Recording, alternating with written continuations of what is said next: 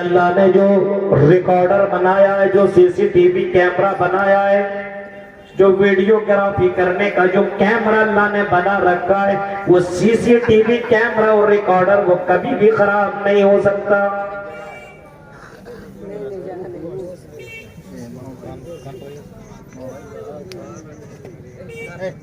تم اس دھرتی اور اس زمین کے اندر کہیں بھی کوئی برائی کر لو، کوئی بھی اچھائی کر لو، کوئی بھی اچھا یا برا کام کر لو، جیسا بھی کر لو، یہ سوچو کہ کوئی دیکھنے والا نہیں ہے، یہ سمجھو کہ کوئی ریکارڈ کرنے والا نہیں ہے، کوئی ہماری باتوں کو سننے والا نہیں ہے، ہم بچ جائیں گے، ہمارے ساتھ کوئی معاملہ نہ کیا جائے گا۔ اللہ تعالیٰ کہتا نہیں، کرامن کاتبین یعلمون ما تفعلون۔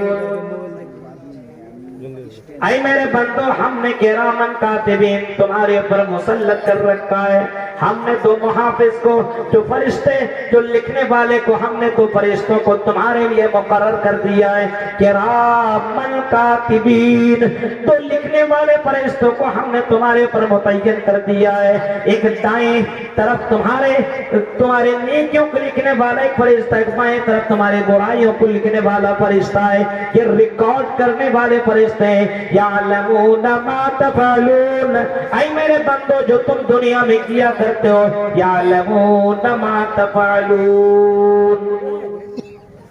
اور کہیں تو یہاں تک کہا ہے، ما یلفظ من قول الا لدیہ رقیب عتید۔ اے میرے بندو جو تم اپنی زبان سے جو کچھ نکالتے ہو، جو کچھ بولتے ہو، اپنی زبان سے کچھ بولتے ہو، اس کو بھی اللہ تعالیٰ ریکارڈ کر رہا ہے۔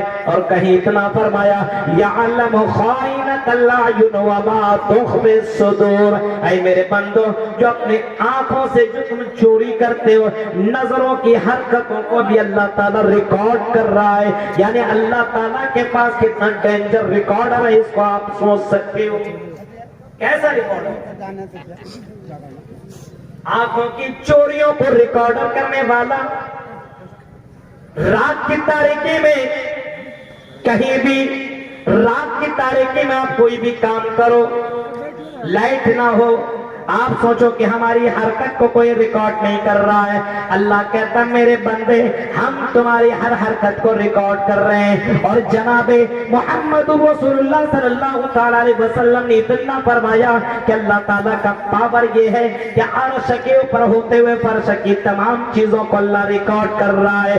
زمین کے نیچے کالی رات میں اور کالے پہاڑ کے نیچے چلنے والی اگر کالی چوٹی بھی چلتی ہو تو اس کی حرکت کو بھی ریکارڈ کرتا ہے، اس کے چلنے کی آواز کو بھی اللہ سنتا ہے۔ یہ اللہ تعالیٰ کا پاور ہے، یہ اللہ تعالیٰ کا پاور۔ تو انسان دنیا میں جو کچھ بھی کر رہا ہے اس کو اللہ تعالیٰ ریکارڈ کر رہا ہے۔ یہ ہمارا اور آپ کا عقیدہ ہونا چاہیے، ایمان ہونا چاہیے کہ ریکارڈ کر رہا ہے۔ اب جب یہ ایمان جب تک نہ ہو اللہ کی ذات کے پر، تب تک انسان کی زندگی میں کبھی بھی تبدیلی اور چینجنگ نہیں آ سکتی۔ کوئی نہیں دیکھ رہا تو جو چاہو سو کرو۔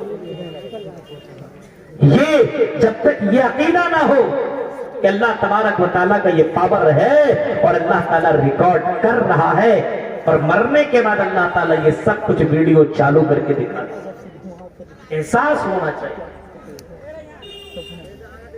یہ ریکارڈر ہے، ہماری تقریریں ریکارڈ کر رہے ہیں۔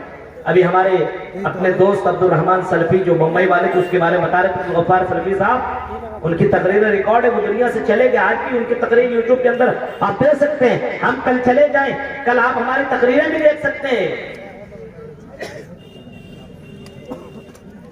یہ یوٹیوبر ختم ہو سکتے ہیں لیکن اللہ کا سی سی ٹی وی کیمرہ ختم نہیں ہو سکتا۔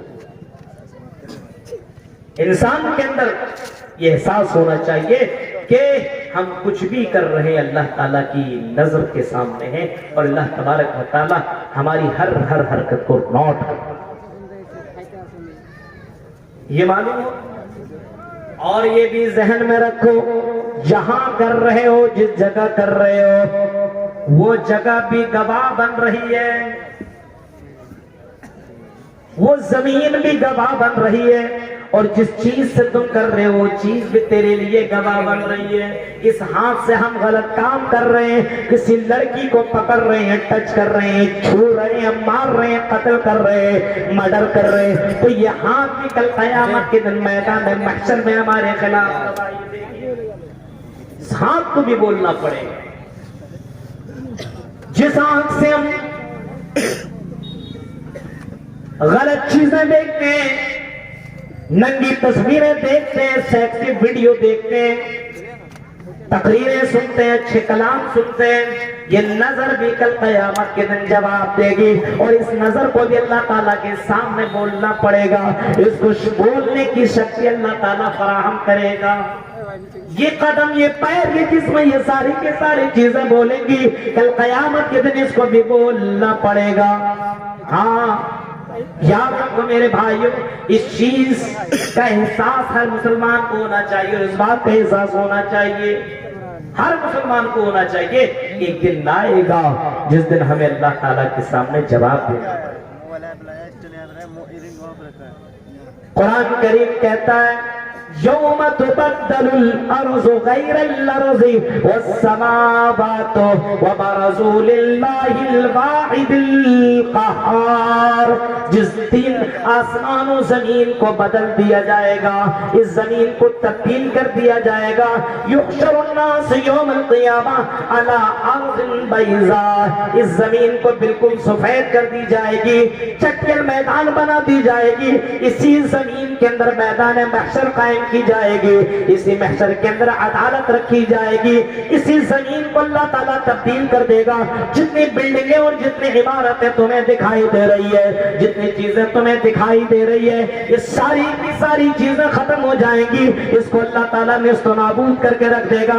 اور اسی میدان محشر میں اللہ تبارک و تعالیٰ, اسی میدان محشر کے اندر اللہ تبارک و تعالیٰ انصاف کا وہ ترازو لے کر کے آئے گا. اسی زمین کو اللہ تعالیٰ بدلے گا. اور اس دن اللہ تعالیٰ اس میدان محشر میں جھانکنے کے لیے اور لوگوں کو اس جگہ جمع کرنے کے لیے اللہ تعالیٰ کا آگ کو اللہ تبارک و تعالیٰ لوگوں کو پیچھے لگا دے گا.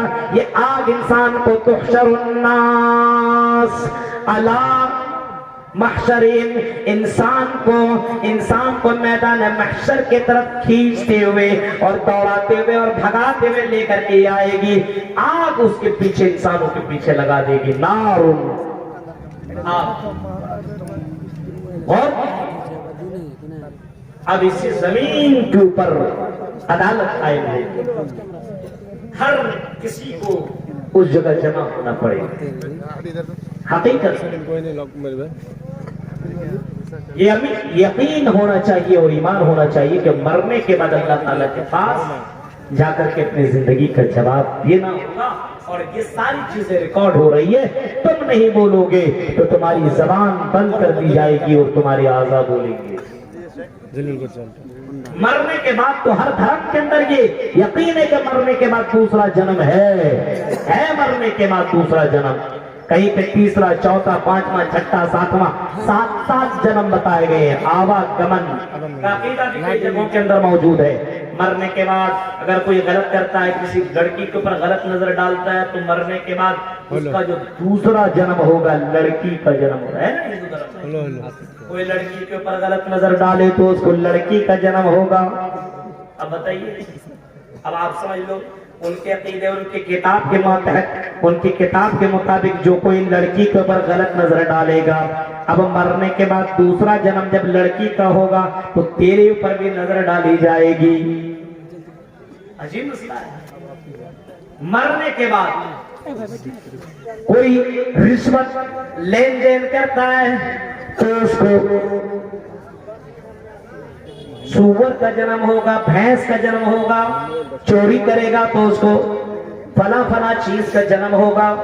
یہ ہندو دھرم کی کتابوں کے اندر بتایا گیا ہے. لیکن اس کی جائیے مہان کتاب اس کے اندر لکھا ہے مرتیو پشچات جنمم بھوتی، مرنے کے بعد دوسرا جنم ہوگا، نہ ترتیہ نہ چترتھ نہ پنچم، تیسرا نہیں، چوتھا نہیں، پانچواں نہیں، یا مرنے کے بعد دوسرا ہی جنم ہوگا، مرنے کے بعد دوسرا جنم ہوگا، تیسرا چوتھا پانچواں چھٹا ساتواں نہیں ہوگا، نہ نوم نہ دشم کا، نواں اور دسواں بھی نہیں ہوگا، مرنے کے بعد دوسرا ہی جنم ہوگا، اور جیسا کرم کرو گے اسی کے مطابق تمہیں جزا اور سزا ملے گی، جنت و جہنم کا فیصلہ تیری زندگی میں ویسے ہی کیا جائے گا، یعنی مرنے کے بعد دوسرا جنم اس کے یہاں بھی ہے۔ اسلام کے اندر تو باقاعدہ یہ عقیدہ رکھنا ضروری ہے، ورنہ وہ کافر ہے کہ مرنے کے بعد دوسرا جنم تو تمہیں کیا جائے گا، ہر حال میں تمہیں مرنے کے بعد دوبارہ زندگی ملے گی، ہر حال میں تمہیں دوبارہ زندہ کیا جائے گا۔ ثم انکم بعد ذلک لمیتون ثم انکم یوم القیامت تبعثون۔ اللہ کہتا ہے اے میرے بندو، ہم تمہیں مار ڈالیں گے، ہم تمہیں مردہ کر دیں گے، ہم اس جنم یہ زندگی ہم نے دی ہے، اس زندگی کو ہم ختم کر دیں گے۔ ثم انکم یوم القیامت تبعثون، اور قیامت کے دن ہم تمہیں دوبارہ زندہ کریں گے، مرنے کے بعد ہم تمہیں دوبارہ زندگی دیں گے، اور تمہیں اپنے اپنے قبروں سے اٹھایا جائے گا، قبروں سے تمہیں اٹھایا جائے گا، مرنے کے بعد قبروں سے انسان کو اٹھایا جائے گا۔ کفار مکہ کا تو عقیدہ یہی تھا، کفار مکہ کا تو عقیدہ یہی تھا کہ مرنے کے بعد دوبارہ کیسے انسان زندہ کیا جائے گا، یہ کیسے پاسبل ہے، یہ کیسے ممکن ہے، یہ کیسے اللہ تعالیٰ زندہ کر سکتا ہے، یہ کیسے ہو سکتا ہے، امپاسبل چیز ہے۔ اَإِذَا مِتْنَا وَكُنَّا تُرَابًا ذَلِكَ رَجْعٌ بَعِيدٌ، ہم مر جائیں گے، سڑ جائیں گے، گل جائیں گے، مٹی میں مل جائیں گے، اس کے بعد ہمیں اللہ تعالیٰ دوبارہ زندہ کرے گا، یہ تو پاسبل ہے، یہ نہیں، یہ تو امپاسبل ہے، یہ ناممکن ہے، ممکن ہی نہیں ہے کہ مرنے کے بعد دوبارہ ہمیں زندگی ملے۔ یہ تو محمد پکے جا رہے ہیں، یہ تو پاگل ہیں، یہ تو دیوانہ ہیں، یہ تو مجنون، ان کے بات میں آنے کی ضرورت نہیں ہے۔ اللہ نے ان کفار مکہ کی ترتیب کی اور باقاعدہ ان کو کہا کہ کفار مکہ جو بول رہے ہیں جھوٹ بول رہے ہیں، یہ غلط بول رہے ہیں۔ زعم الذین کفروا ان لن یبعثوا قل بلی وربی لتبعثن ثم لتنبؤن بما عملتم وذلک علی اللہ یسیر۔ قرآن چیخ کر کے کہتا ہے زعم الذین کفروا ان لن یبعثوا، یہ کفار مکہ اس بات پر یقین رکھتے ہیں، گمان کرتے ہیں کہ مرنے کے بعد ہرگز زندہ نہیں کیے جائیں گے، دوبارہ زندگی نہیں ملے گی، مرنے کے بعد جزا سزا کچھ نہیں ہے، مرنے کے بعد جنت و جہنم کچھ نہیں ہے، بس یہی زندگی ہے، اس کے بعد کوئی زندگی نہیں ہے۔ اللہ تعالیٰ کہتا ہے اے نبی اعلان کر دو، اے نبی آپ کہہ دو قل بلی وربی لتبعثن، اے نبی آپ اعلان کر دو ضرور بضرور لتبعثن، تمہیں ضرور بضرور زندہ کیا جائے گا، دوبارہ تمہیں مرنے کے بعد تمہیں دوبارہ زندگی ملے گی، اور ضرور ملے گی، اور صرف زندگی نہیں ملے گی، لتبعثن قل بلی وربی لتبعثن ثم لتنبؤن بما عملتم، صرف زندہ ہی نہیں کیا جائے گا بلکہ زندہ کرنے کے بعد تم کو تمہاری عمل کی خبر دی جائے گی، تمہارے عملوں کے بارے میں بتایا جائے گا،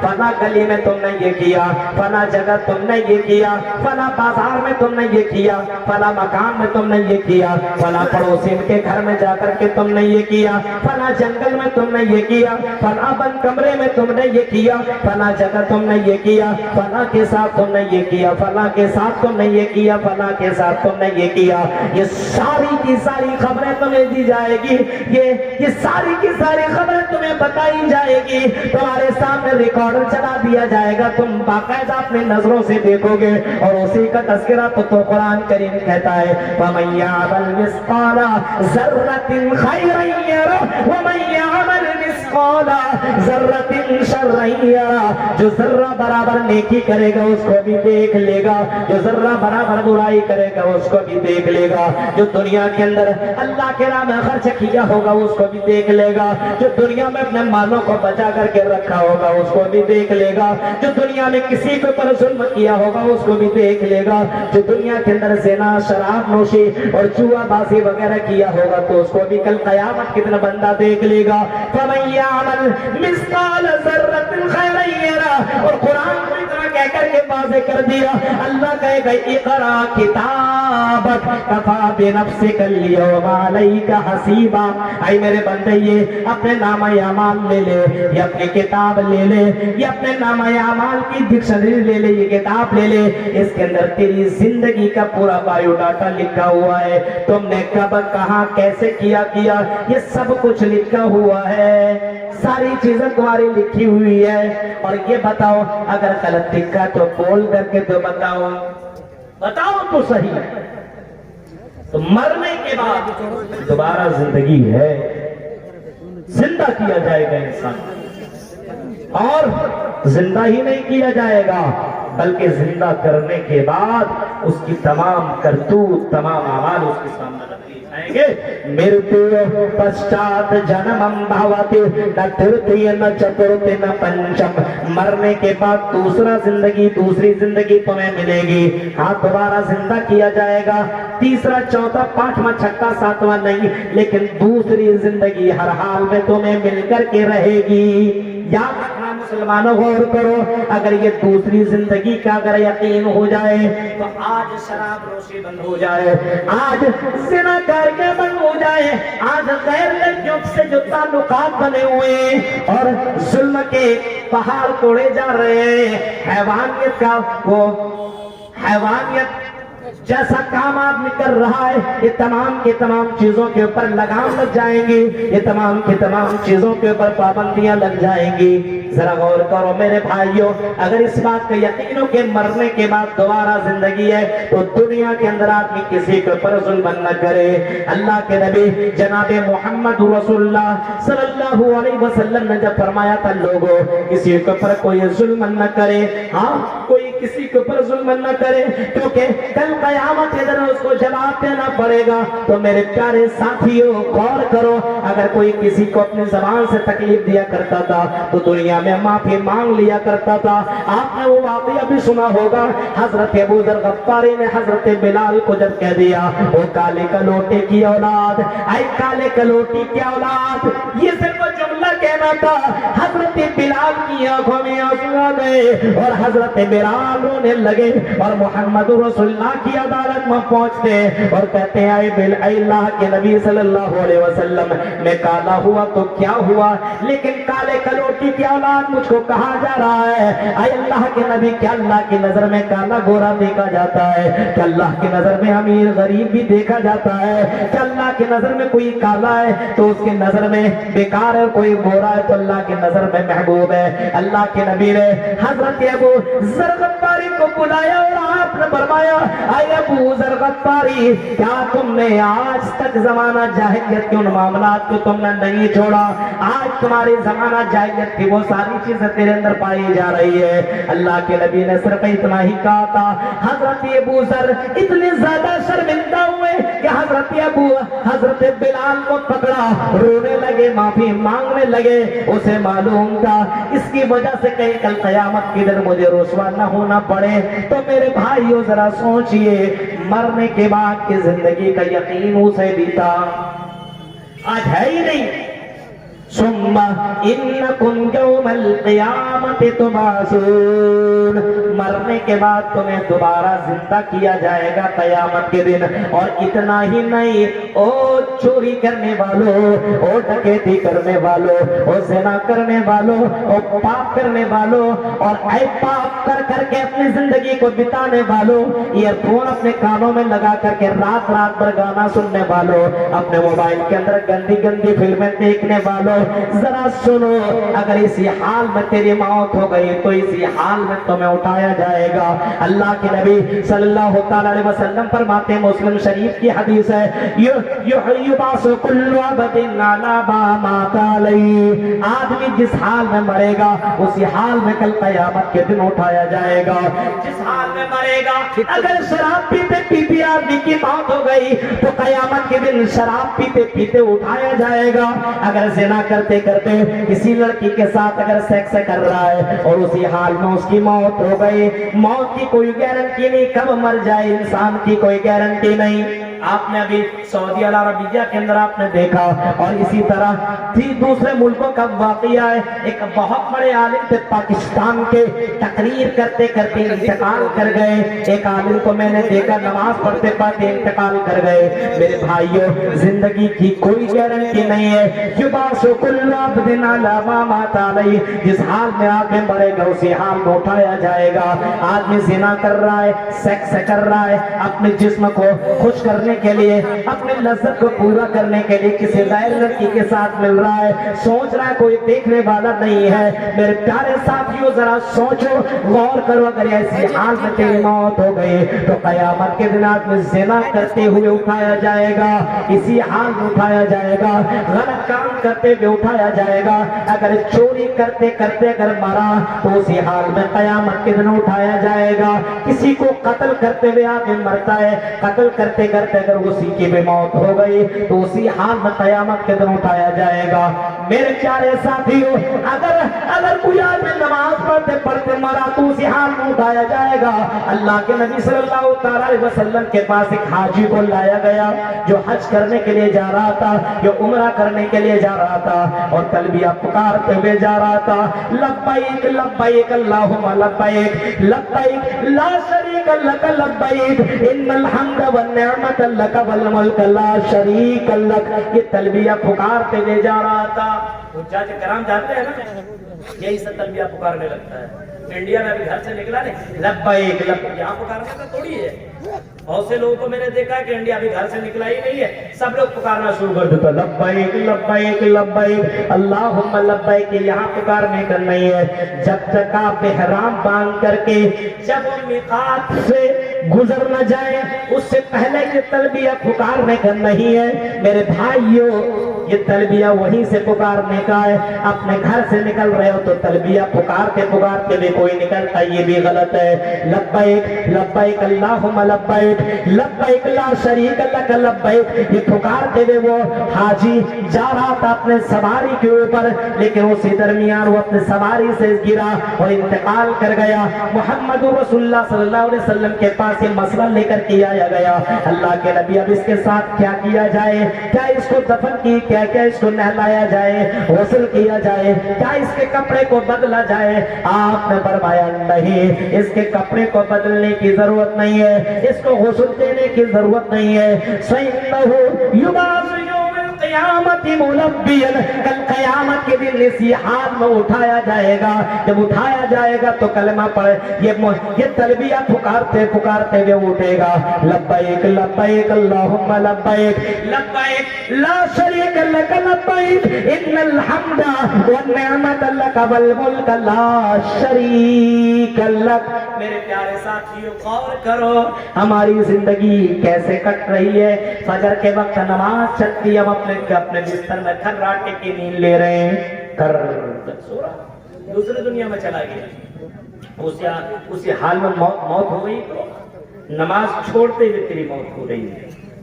دیکھ رہے ہیں آپ، ان باتوں کے اوپر یقین کرنا ضروری ہے۔ مرے گا تو ضرور، لیکن اٹھایا جائے گا جس حال میں مر رہا ہے۔ کتنے لوگ ہیں، کسی سے پوچھو نماز پڑھنے کے لیے کہ مولوی صاحب ناپاک ہو، اب بتائیے اسی حال میں مر گیا تو ناپاکی کی حالت میں اٹھے گا۔ غور کیجیے، آپ سوچئے، بے نمازی کی حالت میں اٹھایا جائے گا، بے نمازی کی حالت میں اسی حال میں اس کو اٹھایا جائے گا۔ ذرا سوچئے، تصور کیجئے، چہرے پہ داڑھی نہیں، بہت سے لڑکیاں اپنے بال میک اپ کر کے جا رہی ہے، اور بہت سے لڑکوں کو میں نے دیکھا ہے، اور بہت سے گاڑی چلانے والے ڈرائیور اور بہت سے ماروتی کار رکھنے والے لوگوں کو میں نے دیکھا ہے، راستے میں چلتے بھاجپوری کا نام لیا چل مزے سے. اگر اسی دوران کوئی گاڑی سامنے سے آئی، آپ اچھے سے چل رہے ہو اور آپ کی گاڑی ایکسیڈنٹ کر گئی، آپ مر گئے، تو اسی حال میں اٹھائے جاؤ گے گانا سنتے سنتے. یبعث کل عبد علی ما مات علیہ. مسلم شریف کی حدیث ہے، اللہ کے نبی صلی اللہ علیہ وسلم فرماتے ہیں جس حال میں آدمی مرے گا اسی حال میں اٹھایا جائے گا. غور کرو میرے بھائیو، تصور کرو، سوچو، آج ہماری یہ نسل، آج ہمارا یہ سماج، آج ہماری یہ سوسائٹی کہاں سے کہاں جا رہی ہے. اس سماج کو کیسے سدھارا جائے، اس سماج کو کیسے ان برائیوں سے روکا جائے. بس ایک ہی وجہ ہے اور ایک ہی راستہ، وہ یہ ہے کہ مرنے کے بعد کی زندگی کے اوپر یقین کر لو کہ اللہ کی یہاں جا کر کے اپنی زندگی کا جواب دینا ہے. اگر یہ یقین ہو جائے تو برائی نہ ہو. ابھی آپ نے وہ دیکھا نا، ابھی ٹی وی کے اوپر چل رہا ہے آفتاب رو شدھا والا مانا، دیکھا آپ نے؟ نام ہے آفتاب، اور ٹی وی چینل والے کے سامنے اگر مسلمان کا نام آ جائے نا، اپنے باپ کا بھی اتنا نام نہیں لیا ہوگا جتنا نام مسلمان کا لیتا ہے مسلمان. اب بھائی یہ نماز بھی نہیں پڑھتا تھا، یہ اسلام کا الف بھی نہیں جانتا ہوگا، یہ کلمہ لا الہ الا اللہ کا بھی میننگ نہیں جانتا ہوگا، لیکن نام آفتاب اس نے رکھ لیا. آفتاب، اس کے ماں باپ نے اس کا نام آفتاب رکھا. آفتاب رکھا. یہ آفتاب نام کا یہ لڑکا جا کر کے کہیں پہ کام کیا کرتا تھا، ہاں کسی جگہ پہ یہ کام کیا کرتا تھا، اور وہیں پہ ایک لڑکی شدھا نام کی لڑکی اس کو بھی مل گئی اور دونوں میں آپس میں دوستی ہوئی. اسی وجہ سے ذرا غور کرو، اسلام کہتا ہے کہ بغیر، اسی وجہ سے اسلام کہتا ہے کسی بھی لڑکی کے ساتھ سمبند نہیں بنانا چاہیے، کسی سے ریلیشن نہیں رکھنا چاہیے، دوستی نہیں ہونی چاہیے، لڑکیوں سے دور رہنے کی کوشش کرو، کیونکہ لڑکی کے ساتھ رہو گے تو تیسرا تیرا شیطان ہوگا، اور شیطان دونوں کو اکسائے گا، غلط کام کرنے پہ ابھارے گا، زنا کرنے پر آمادہ کر دے گا، وہ زنا کر کر کے تمہیں چھڑوائے گا. اب یہ آفتاب اس کے اوپر فدا ہوا اور لڑکی بھی اس کے اوپر فدا ہو گئی. پیار عشق میں ڈوب گئے دونوں کے دونوں جوان تھے. اب انہوں نے تمام حدیں پار کر دی اور یہ دونوں کے دونوں رہنے لگے، اور ایک سال نہیں دو تین سال تک رہے ایک ہی روم کے اندر. جوان لڑکے اور لڑکی رہ رہی ہے. اب سوچو، لڑکا بھی اور لڑکی بھی ایک ہی روم کے اندر بغیر نکاح کے.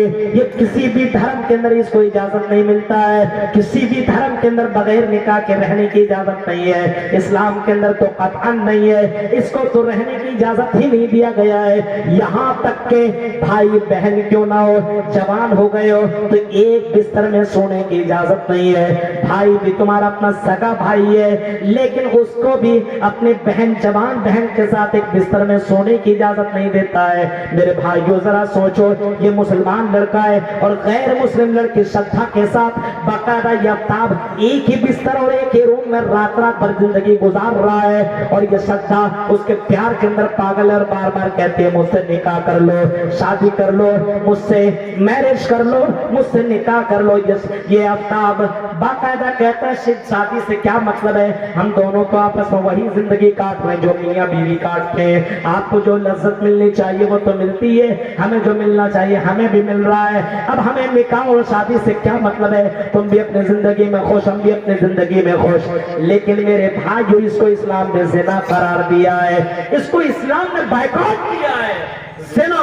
اور آپ کو معلوم ہے اس کی سزا بھی اسلام نے بتائی ہے، سزا بھی بتائی ہے کہ مرنے کے بعد جو ایسا کرے گا اس کو ایک ایسے صندوق اور ایسے بڑے پتیلے صندوق کے اندر بند کر دیا جائے گا جس کے اندر آگ جلتی رہے گی اور دونوں کے دونوں ننگے ہوں گے اور اس کے اندر آگ ہی آگ ہوگا اور دونوں کے دونوں جلیں گے جہنم کے اندر. میرے بھائیو ذرا سوچ کے یہ منظر بھی جناب محمد رسول اللہ نے بتایا ہے کہ جب میں نے دیکھا جہنم کو تو میں نے ایسے لڑکا اور لڑکی کو پایا کہ ایک ہی صندوق کے اندر، پنجرے کے اندر بند ہے اور پورا کا پورا صندوق آگ سے بھرا ہوا ہے اور لڑکا لڑکی دونوں کے دونوں ننگے ہیں. جبرائیل امین سے پوچھا گیا یہ کون ہے، جواب میں کہا یہ وہ لوگ ہیں جو دنیا میں زنا. سوچیے اور دنیا کے اندر یہ سب کام ہو رہا ہے. اب یہ آفتاب نام کا لڑکا کر رہا ہے، اس کو اسلام کی جانکاری نہیں ہے. اور اگر جانکاری ہے تو بار بار وہ لڑکی بھی اسی کے ساتھ باقاعدہ یہ ہے. اب ظاہر سی بات ہے لڑکی تو چکر میں شادی کر لی. لڑکا کو غصہ آیا اور لڑکے غصے میں کہیے یا پاگل پن میں جس میں بھی کہہ لیجئے اس نے اس شدھا لڑکی کے گلے کو دبایا اور دبا کر کے اس وقت تک دبائے رکھا جب تک اس کی جان نہ نکل گئی, اس کی سانس رک نہ گئی, تب تک وہ دباتا. یوٹیوب آپ دیکھیے, چینل کے اندر دیکھیے کیسی تصویریں آئی. ایسا مسلمان بھی ہو سکتا ہے, ایسا مسلمان. اب اس کے بعد لکھتا ہے اور رپورٹر بیان کرتے ہوئے کہتا یہ ہے مسلمان, صحیح تو مار ڈالا. مارنے کے بعد اب اس لاش کو کہاں پھینکے؟ دلی کے اندر رہتا تھا وہ, کہاں پھینکے؟ کہیں پھینک نہیں سکتا ہے. پکڑے جائیں گے, مارے جائیں گے, ہمیں بھی سزا ملے گی, ہمیں بھی پھانسی دی جائے گی, ہمیں بھی قتل کر دیا جائے گا. اس طرح سے اس آفتاب نام نے فریج خریدا, آری خریدی اور پلوتھین خریدا, اور اس کے بعد آنے کے بعد اپنے روم کے اندر اس شدھا لڑکی کے باڈی کو 35 ٹکڑے کیے. پورا واقعہ بیان ہے. 35 ٹکڑے کیے, ایک نہیں, دو نہیں, تین نہیں, 35 ٹکڑے کیے اور ایک ایک ٹکڑا کر کے فریج کے اندر بند کر دیا. یہ جون کا واقعہ بیان کیا جا رہا ہے. آج سے 6 مہینہ پہلے اس کو فریج کے اندر بند رکھا اور ایک ایک دو ٹکڑا کر کر کے وہ آفتاب نام رات کے 2 بجے کو اپنے بائک سے نکلتا تھا اور جنگلوں کے اندر ایک ایک بوٹیوں کو پھینکتا جاتا تھا. کبھی اس جنگل میں جاتا تو یہاں پھینکتا, کبھی اس جنگل میں جاتا تو وہاں پھینکتا, کبھی اس جنگل میں جاتا تو وہاں پھینکتا, کبھی وہاں پھینکتا, کبھی وہاں پھینکتا. اور اس طریقے سے اس نے اس کے باڈی کو الگ الگ جگہوں کے اندر 18 دنوں تک یہ پھینکتا رہا تاکہ ہم پولیس کے گرفت سے بچ جائے, تاکہ ہمیں سزا نہ ملے. ایسے آفتاب اور آفتاب جیسے سوچ رکھنے والے نوجوانوں سے میں کہوں گا, اے نوجوانوں, تمہاری سوچ کتنی گھٹیا ہے. تم دنیا کی گرفت سے تو بچ سکتے ہو سکتا پولیس تم تک نہ پہنچے, ہو سکتا ہے کہ یہ ثبوت تم مٹا ڈالو, ہو سکتا ہے تم ان کی گرفت سے بچ جاؤ, لیکن اللہ کے گرفت سے تم کیسے بچو گے؟ اللہ کے گرفت سے تم کیسے بچ سکتے ہو؟ تم 1000 ٹکڑے کر ڈالو, تم 1000 ٹکڑے کر ڈالو, ان تمام ٹکڑوں کو اللہ تعالیٰ جمع کرے گا اور ان ٹکڑوں سے اللہ تعالیٰ پوچھے گا تیرے ساتھ یہ کس نے کیا؟ جیسے ماں کے پیٹ کے اندر جو بچہ یا جو بچی ہے اور الٹرا ساؤنڈ کے ذریعے سے جب پتہ کیا جاتا رحم مادر میں کیا ہے اور پتہ چلتا لڑکا نہیں لڑکی ہے, تو بہت سے لوگ اپنے اسی بچے کو رحم مادر کے اندر مار دیتے ہیں اور وہ باقاعدہ ابورشن کروا دیتے ہیں, اس کو ختم کروا دیتے ہیں. قرآن میں تو اسی کا تذکرہ کیا ہے, وَإِذَا الْمَوْءُودَةُ سُئِلَتْ بِأَيِّ ذَنبٍ قُتِلَتْ. قیامت کے دن پوچھا جائے گا ایسے لوگوں سے, ایسے لڑکوں اور لڑکیوں سے کہ تمہیں کس گناہ کی بس تمہیں قتل کر دیا گیا, کیوں تمہیں مارا گیا, تمہارا قصور کیا تھا, تمہیں کیوں مار دیا گیا؟ میرے بھائیو, جب رحم مادر کے اندر بچہ جو دنیا میں بھی نہیں آیا, جو ایسے بچوں سے اللہ تعالیٰ سوال کر سکتا ہے, تو ایک جوان لڑکی کے ساتھ تم غلط کام کرو, غلط سمبند بناؤ, ان کے ساتھ انجوائے کرو, سیکس کرو, مزہ لو, اور جب تمہیں فائدہ مل جائے, جب اس سے کوئی مطلب نہ رہے تو اس کے بوٹی کر دو, 35 ٹکڑے اس کے کٹ ڈالو اور جنگلوں کے اندر پھینک کر کے اپنے آپ کو بچانے کی کوشش کرو. چلو اگر تم پولیس کے گرفت میں نہ آتے, بچ جاتے, تو کیا تم اللہ کی گرفت سے بچ سکتے ہو؟ نہیں, بالکل نہیں, ہرگز نہیں, قطعی نہیں, اللہ کی گرفت سے نہیں بچ سکتے ہو. ہاں, دنیا والے نے آج تمہیں گرفت کیا ہے, اے آفتاب میں تم سے کہنا چاہتا ہوں, اور آفتاب جیسے ذہن رکھنے والے لوگوں سے میں کہنا چاہتا ہوں, اگر آج تم کو پولیس نے گرفت بھی کر لیا ہے, آج اگر تم گرفت ہوئے ہو, آج پولیس تمہیں کیا سزا دے گی؟ کیا سزا دے گی؟ بس ایک بار تمہیں مارے گی, پھانسی دے گی, تم مر جاؤ گے بس. لیکن اے آفتاب, تم نے 35 ٹکڑے کیے, بتاؤ اتنے سزا اور اتنا ڈینجر قسم کی سزا اللہ ہی تمہیں دے سکتا ہے, اور اللہ ہی تمہیں اس کی سزا تمہیں اللہ ہی دے سکتا ہے. یہ دنیا والے تمہیں کیا سزا دیں گے؟ بس مار دیں گے, اور کیا. مرنے کے بعد کی یقین نہیں یار, دنیا میں انجوائے کر لو، مستی کر لو، کیا ہوگا؟ کچھ نہیں. اسی وجہ سے اپنی مرضی کے مطابق زندگی کاٹنا، مرضی کے مطابق. آج دیکھیں سوشل میڈیا میں پورا وائرل ہے، اور ابھی اس جنگل میں لے جا رہا، اس جنگل میں لے جا رہا، وہاں لے جا رہا، ہڈیوں کو ڈھونڈا جا رہا ہے، یہاں سے وہاں، وہاں سے وہاں، وہاں سے وہاں، اور باقاعدہ ڈھونڈا جا رہا ہے تاکہ ثبوت اکٹھا کی جائے، جمع کیا جائے، اور اس آفتاب کو سزا دی جائے. میں تو یہی کہوں گا، ایسے کرنے والے کو چوراہے پہ کھڑا کر کے بیچ میں پھانسی دی جائے، اور پھانسی سے بڑھ کر کے کوئی سزا ہو تو وہ سزا دی جائے. یہ مسلمان کے نام پر یہ کلنک ہے، اسلام کے نام پر یہ کلنک ہے. ایسے لڑکوں کو اسلامک نام رکھنے کی قطعاً اجازت نہیں ہے. اسلام کو بدنام نہ کرو. جو اسلام اتنا شانتی پوروک دھرم ہے، جو اسلام یہ کہتا ہے اگر کوئی آدمی اگر ایک جانور کو بھی مار دے بغیر کسی جرم کے، مار دے، بلی کو مار دے، جانور کسی بھی بلی کو بغیر کسی عذر کے مار دے اور گھر میں باندھ دے، اس کو نہ کھلائے نہ پلائے اور بھوکے مار دے، تو اللہ کے نبی نے ایسے کچھ جہنمی بتایا ہے. آپ نے حدیثوں کے اندر سنا ہے کہ بنی اسرائیل میں سے ایک عورت نے بلی کو باندھ دیا اور اس کو کھانا پینا کچھ نہیں دیا، وہ بلی کو باندھے رکھی یہاں تک کہ بلی مر گئی. آپ صلی اللہ علیہ وسلم نے فرمایا دخل النار، وہ لڑکی جہنم میں، وہ عورت جہنم کے اندر داخل ہو گئی. یعنی اللہ نے اس قصور کرنے کی وجہ سے اور یہ ظلم کرنے کی وجہ سے، ایک بلی کو سزا دینے کی وجہ سے جب اللہ جہنم دے سکتا ہے، تو میرے پیارے ساتھیوں، اتنا بھیانک انجام کرنے والا اور شدھا جیسی بہن کو قتل کرنے والے کو اللہ تعالیٰ جہنم کے اندر نہیں ڈالے گا تو کہاں ڈالے گا؟ اسلام اس کی اجازت نہیں دیتا ہے، اس کی تعلیم نہیں دیتا ہے. مرنے کے بعد اگر زندگی کا اگر یقین ہو تو آدمی یہ سب برائیوں سے اپنے آپ کو بچے گا اور مارنے سے پہلے اپنے ہاتھ کو روکے گا. محمد رسول اللہ صلی اللہ علیہ وسلم کی زندگی دیکھو، اللہ کے نبی کا آخری ٹائم ہے. اللہ کے نبی نے اپنے صحابہ کو بلایا اور صحابہ کو بلانے کے بعد آپ نے فرمایا میرے صحابیوں اور میرے ساتھیوں، اگر میں نے تمہارے ساتھ کبھی ظلم کیا ہے، اگر میں نے کسی کو مارا ہے تو اے میرے صحابیوں میری پیٹھ حاضر لو، مجھے مار لو. اے میرے ساتھیوں بدلہ لے لو، اے میرے ساتھیوں دنیا کے اندر بدلہ لے لو. مرنے کے بعد محمد تمہیں کیا دے گا؟ اسی دنیا کے اندر مجھ سے بدلہ لے لو. ایک صحابی کہتے ہیں کہ اللہ کے نبی فلاں جنگ میں آپ کی لاٹھی، آپ کی چھڑی میرے پیٹھ کے اوپر لگ گئی تھی. اے اللہ کے نبی میں بدلہ لینا چاہتا ہوں. اللہ کے نبی صلی اللہ علیہ وسلم نے کہا لو میری پیٹھ حاضر ہے، تم بدلہ لے لو. اس نے کہا کہ اللہ کے نبی میں ایسے بدلہ نہیں لوں گا. جب آپ کی چھڑی میرے جسم کو ٹچ کی تھی اس وقت آپ میرا بدن کھلا ہوا تھا، یعنی میری پیٹھ کھلی ہوئی تھی. اللہ کے نبی نے اپنی پیٹھ کھول دی اور فرمایا لو بدلہ لے لو. وہ صحابی پیچھے سے آیا اور آپ کو اپنے گلے سے لگا لیا اور لگاتے رکھا اور آپ نے کہا، اس صحابی نے کہا فدا کا بی و امی، میرے ماں باپ آپ کے اوپر فدا ہو.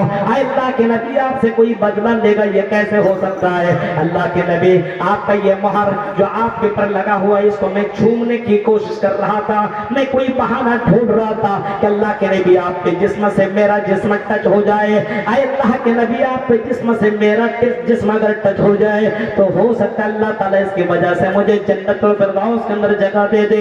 میرے پیارے ساتھیوں غور کرو، تصور کرو، یہاں ہمیں اس بات کے اوپر دھیان دینا چاہیے کہ اللہ کے نبی صلی اللہ علیہ وسلم یہ بھی اعلان کر رہے ہیں اگر میں نے کسی کے پر ظلم کر دیا تو دنیا ہی کے اندر بدلہ لے لو.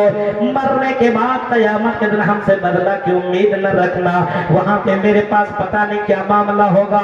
اسی وجہ سے اللہ کے نبی صلی اللہ علیہ وسلم اپنی زندگی میں دعا مانگا کرتے تھے، اللہم حاسبنی حسابا یسیرا، اے اللہ قیامت کے دن میرا حساب آسان کرنا.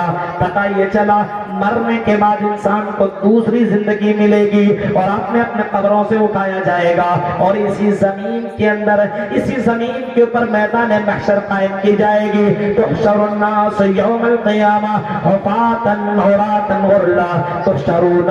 اللہ کے نبی صلی اللہ علیہ وسلم فرماتے ہیں تم لوگوں کو تم لوگوں کو میدان محشر میں جمع کیا جائے گا اور میدان محشر میں لوگ آئیں گے تو پیدل آئیں گے. اللہ کے نبی فرماتے ہیں کچھ لوگ ایسے آئیں گے جس کے جسم میں کوئی کپڑا نہ ہوگا اور پیر کے اندر جوتا چپل بھی نہ ہوگا اور بغیر ختنہ کیے ہوئے میدان محشر میں سارے کے سارے جمع ہوں گے. حضرت عائشہ کہتی اللہ کے نبی قلت یا رسول اللہ، اے اللہ کے نبی یہ بتائیے الرجال والنساء ينظر بعضهم الى بعض، کیا مرد اور عورت ایک دوسرے کو دیکھیں گے؟ اے اللہ کے نبی مرد اور عورت ایک دوسرے کو دیکھیں گے تو مرد اور عورت جب ایک دوسرے کو دیکھیں گے تو عورتوں کی حالت بہت ہی عجیب و غریب ہوگی، مارے شرم کے تو بے ہوش ہو جائیں گی. اللہ کے نبی نے فرمایا عائشہ ایسی بات نہیں ہے، الامر اشد من ان ينظر بعض مینا باز. آئی میری بیوی عائشہ تمہیں معلوم نہیں ہے قیامت کا وہ منظر بڑا ہی ڈینجر والا منظر ہوگا، میدان محشر کا وہ منظر ہوگا اتنا خطرناک ہوگا کہ سامنے لڑکی ہوگی، ننگی لڑکی ہوگی، جوان لڑکی ہوگی، لیکن آئی میری بیوی کسی کے پاس اتنی جرت نہ ہوگی، منظر اتنا ڈینجر ہوگا کہ کوئی آدمی کسی لڑکی کے اوپر دیکھنے کے بارے میں سوچ بھی نہیں سکتا ہے، کوئی عورت کسی لڑکے کی طرف دیکھنے کی جرت ہی کیا کرے، اتنا ڈینجر معاملہ ہوگا. یہ سورج جو تمہیں دکھائی دے رہی ہے 9 کروڑ 30 لاکھ میل کی اونچائی کے اوپر، تدری الشمس یوم القیامت، یہ قیامت کے دن یہ سورج اتنا قریب آ جائے گا، اتنا قریب آ جائے گا 1 میل کے فاصلے پر آ جائے گا. اور بعض کتابوں کے اندر اتنا لکھا ہے کہ یہاں اتنا قریب ہوگا، اتنا قریب ہوگا کہ آپ اپنے ہاتھ سے چھونا چاہے گا تو چھو لے گا. اور سورج کے اندر جتنے بھی پردے لگے ہوئے ہیں یہ سورج کے تمام پردے کو اللہ تعالیٰ چھوڑ دے گا، ختم کر دے گا. اس وقت سورج کی گرمی اتنی زبردست ہوگی، وَإِذَا الشَّمْسُ كُوِّرَتْ، اور سورج کی گرمی کی وجہ سے وَإِذَا الْبِحَارُ فُجِّرَتْ، سورج کی گرمی کی وجہ سے اتنی گرمی ہوگی کہ سمندر کے اندر آگ لگ جائے گی. ذرا تصور کرو میرے بھائیوں، گرمی کی شدت کی وجہ سے جب سمندروں کے اندر جب آگ لگ سکتی ہے تو میرے بھائیوں انسان کا عالم کیا ہوگا؟ نہ جسم کے اندر کوئی کپڑا، نہ اس کے پیر کے اندر کوئی چپل کوئی جوتا ہوگا، نہ میرے بھائیوں کوئی سایہ ہوگا. تو انسان سوچ سکتا ہے اس گرمی کا مقابلہ اس میدان محشر میں کیسے کرے گا. غور کرو، اللہ کے نبی صلی اللہ علیہ وسلم سے پوچھا گیا اے اللہ کے نبی صلی اللہ علیہ وسلم بتائیے انسان کی حالت کیا ہوگی، انسان کس پوزیشن میں ہوگا؟ آپ نے فرمایا ایسے موقع پہ انسان کی حالت یہ ہوگی، انسان کی زبان ایسی نکلی رہے گی جیسے جون اور جولائی کے مہینے میں آپ نے کتے کو دیکھا ہے کہ پانی کی وجہ سے زبان کیسے باہر نکالے رہتا ہے. پانی کے لیے آدمی ترسے گا. سوچیے ذرا میرے بھائیو، تصور کیجئے یہ میدان محشر کا یہ حال ہے. آپ سے پوچھا گیا اللہ کے نبی صلی اللہ علیہ وسلم یہ بتائیے اس میدان محشر میں اس سورج سے گرمی سے بچنے کے لیے کیا کوئی سایہ بھی ہوگا؟ اللہ کے نبی نے فرمایا ہاں، ایک سایہ ایسا ہوگا جس کو اللہ تبارک و تعالی خاص بندوں کو عطا کرے گا، خاص بندوں کو دے گا، خاص اپنے بندوں کو اور بھکتوں کو اللہ تعالیٰ عطا کرے گا. اللہ کے نبی سے پوچھا گیا اللہ کے نبی یہ کون لوگ ہوں گے؟ آپ نے فرمایا یہ 7 قسم کے لوگ ہوں گے جس کو اللہ تعالیٰ یہ سایہ نصیب کرے گا. اور کرو میرے بھائیوں، اسی میدان محشر کے اندر اللہ تعالیٰ لوگوں کو جمع کرے گا. ہاں سارے کے سارے لوگ جمع ہوں گے، یہ متکبرین لوگ بھی جمع ہوں گے، یہ تکبر کرنے والے، یہ گھمنڈ کرنے والے لوگ بھی جمع ہوں گے. لیکن اللہ تبارک و تعالیٰ یحشر اللہ، قیامت کے دن متکبرین فی صور الذر، ان لوگوں کو چونٹیاں بنا کر کے اللہ تعالیٰ قیامت کے دن کو زندہ کرے گا اور جمع کرے گا. اور ایسے لوگ بھی میدان محشر کے اندر لائیں گے جو دنیا کے اندر اپنے مال کو خرچ نہیں کرتے، جمع کر کے رکھتے ہیں. مسجد تو کوئی بھی بنا سکتا ہے، ایسا کوئی مالدار اتنے لوگ ہیں تنپلیا میں آس پاس میں کتنے لوگ ہیں مسجد بنا سکتے. گھر دیکھیے لوگوں کے بہت اچھے مکانات ہیں، لیکن مسجد بنانے کے لیے آدمی کے پاس پیسہ دینے کے لیے وہ جذبہ اور حوصلہ نہیں ہے. 500 100 1000 دے دیا تو مولوی صاحب نے اتنی دعائیں دی جنت پہنچا دیا. 1000 ارے بھائی یہ تو فرض ہے آپ کا.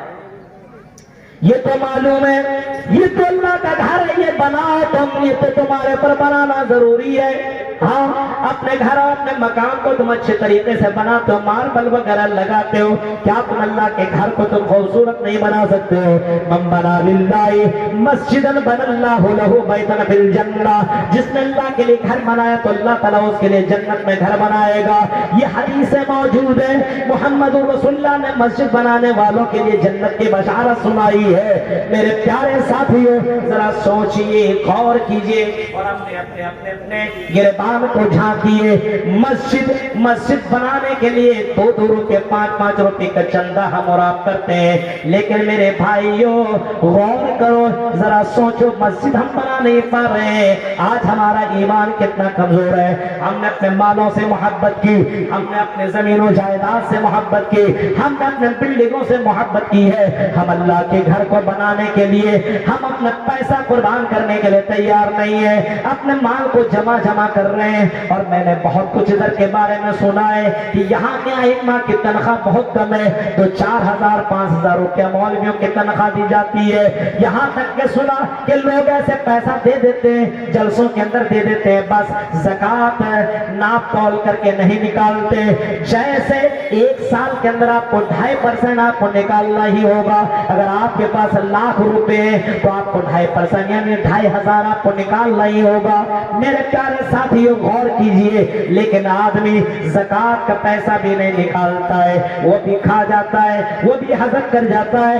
میدان محشر میں کچھ لوگ ایسے جمع ہوں گے جس کے پیچھے کچھ سانپ لگے ہوں گے اور بہت ہی ڈینجر قسم کے سانپ ہوں گے، جہاں جہاں آدمی جائے گا وہ سانپ اس کے پیچھے بھاگتا ہوا جائے گا۔ ماں اور انسان کے پیچھے، مرد کے پیچھے بھی سانپ بھاگے گا اور عورت کے پیچھے بھی سانپ اس کا پیچھا کرے گا، اور چیخ کر کے کہے گی، او سانپ کون ہو، میرا پیچھا کیوں کر رہے ہو، مجھے چھوڑ دو، مجھے چھوڑ دو، مجھے سانپ سے بڑا ڈر لگتا ہے۔ انسان بھی کہے گا میرا پیچھا مت کر، مجھے چھوڑ دے، ارے مجھے بھی بہت ڈر لگتا ہے، یہ سانپ اتنا ڈینجر، کالا سانپ دکھ رہا ہے اور اتنا ڈینجر تو دکھنے میں لگتا میرے پیچھے کیوں پڑا ہوا ہے۔ آخرکار انسان تھک جائے گا اور سانپ اس آدمی کو پکڑ لے گا، اور پکڑنے کے بعد اس کو اپنے لپیٹ میں لے لے گا اور سانپ اس کے چہرے کے سامنے آ جائے گا، چیخ کر کے انسان کہے گا تو کون ہے اور میرے مجھ کو اپنے لپیٹ میں کیوں لیا ہوا ہے؟ چیخ کر کے وہ سانپ کہے گا، انا کنزکا انا مالک، میں تیرا مال ہوں، میں تیرا خزانہ ہوں، میں تیرا مال ہوں، جس کو تم نے تجوریوں میں بند کیا تھا، بینک بیلنس کر کے جمع کیا تھا، وہ مال۔ غور کرو میرے بھائیوں، انا کنزکا انا مالکا، میں تیرا وہی مال ہوں، میں تیرا وہی خزانہ ہوں۔ جس سونا چاندی کا تم نے زیور نہیں، جس زکوٰۃ نہیں نکالا، جس بینک بیلنس کا تم نے زکوٰۃ نہیں نکالا، جس تجارت کا تم نے زکوٰۃ نہیں نکالا، میرے پیارے ساتھی غور کرو، وہی وہ میں وہی مال ہوں، وہی مال ہوں، اور اس آدمی کو ڈستا جائے گا۔ تصور کرو میدان محشر میں کچھ لوگ ایسے بھی آئیں گے، کچھ لوگ ایسے بھی آئیں گے میرے پیارے ساتھیوں، جو دنیا کے اندر میرے بھائیوں بے نمازی ہوں گے، اس کو بھی قیامت کے دن لایا جائے گا۔ دنیا کے اندر میدان محشر میں ایسے لوگ کو بھی لایا جائے گا جو دنیا کے اندر غلط کام کرنے والے ہوں گے، اس کو بھی لایا جائے گا۔ یعنی میدان محشر میں سارے کے سارے لوگوں کو جمع کیا جائے گا، اور اللہ کے نبی صلی اللہ علیہ وسلم نے اس میدان محشر کا منظر اس انداز میں کھینچا ہے۔ اللہ تعالیٰ خود بیان کرتا ہے، وَنَحْشُرُهُمْ يَوْمَ الْقِيَامَةِ أَعْمَىٰ، کل قیامت کے دن ہم کچھ لوگوں کو اندھا بنا کر کے اٹھائیں گے، کچھ لوگوں کو ایسے ہوں گے جس کو ہم اندھا بنا کر کے اٹھائیں گے۔ انسان میدان محشر میں چیخ کر کے کہے گا، قَالَ رَبِّ لِمَ حَشَرْتَنِي أَعْمَىٰ وَقَدْ كُنتُ بَصِيرًا، قَالَ لِمَ حَشَرْتَنِي أَعْمَىٰ وَقَدْ كُنتُ بَصِيرًا، اے اللہ مجھے تو نے اندھا کیوں بنا دیا ہے؟ میں تو دنیا میں دیکھا کرتا تھا، مجھے دیکھنے کے لیے میری آنکھ کی روشنی تھی، میں تو دنیا دیکھتا تھا، اللہ مجھے آج تو نے اندھا کیوں بنا دیا؟ اللہ جواب دے گا، او میرے بندے، ہم نے دنیا میں تمہیں بینائی دی تھی، لیکن تم نے دنیا میں دیکھا، غلط چیزوں کو دیکھا، پھر بھی تم نے غلط کیا، تم نے قرآن و حدیث کو دیکھا، پڑھا، سنا، پھر بھی تم نے غلط کیا، اسی وجہ سے ہم نے تمہیں اندھا بنا دیا ہے، ہم نے ہماری آیتوں کو تم نے دنیا میں جھٹلایا، ہمیں بھول گئے، اسی وجہ سے آج بھی ہم تم کو ایسے ہی چھوڑ دیتے ہیں، ہم نے تمہیں اندھا اس وجہ سے بنایا جب تم دیکھنے والے تھے، دیکھ کر کے تم نے غلطی کی ہے۔ غور کیجیے آپ، اللہ کے نبی صلی اللہ علیہ وسلم سے پوچھا گیا، اللہ کے نبی صلی اللہ علیہ وسلم، یہ دین کتنا بڑا ہوگا؟ سنیے، کتنا بڑا ہوگا؟ سأل سائل بعذاب واقع، کسی نے سوال کیا اس بڑے دن کے بارے میں، اللہ کے نبی صلی اللہ علیہ وسلم کے اوپر قرآن کی آیت اتر رہی ہے، سأل سائل بعذاب واقع ما له من دافع، اس دن کو کوئی دفع کرنے والا نہیں ہے، کوئی ختم کرنے والا نہیں ہے، وہ ایک دن میدان محشر کا، وہ ایک دن دنیا کے مقابلے میں 50,000 سال کے برابر کا ایک دن ہوگا، 50,000 سال کا برابر کا ایک دن ہوگا۔ 50,000 سال، ایک دن 24 گھنٹہ کا ہے، 50,000 سال کا ایک دن ہوگا، 50,000 سال دنیا کا کتنے گھنٹے کا ہو سکتا؟ ہم تو بھائی میتھمیٹکس میں ہم تو نہیں جوڑ سکتے ہیں، آپ کو پڑھنے والے، ہندی پڑھنے والے اور میتھمیٹکس پڑھنے والے آپ لوگ ہیں۔ ایک دن میں 24 گھنٹے، ہاں 1,000 سال میں کتنے گھنٹے؟ 10,000 سال میں کتنے گھنٹے؟ 50,000 سال میں کتنے گھنٹے؟ آپ خود جوڑیے نا، کچھ کام آپ بھی کیجئے، تو ایک دن 50,000 سال کا برابر کا ہوگا۔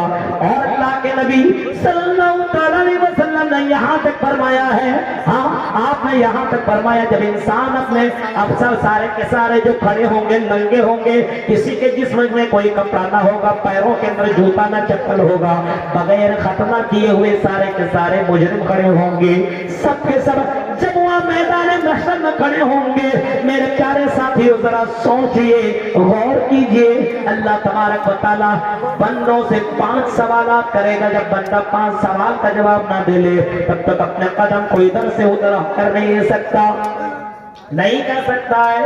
انمرہی فیما فنا، اس کی زندگی کے بارے میں سوال ہوگا، تم نے اپنی زندگی کہاں گزاری؟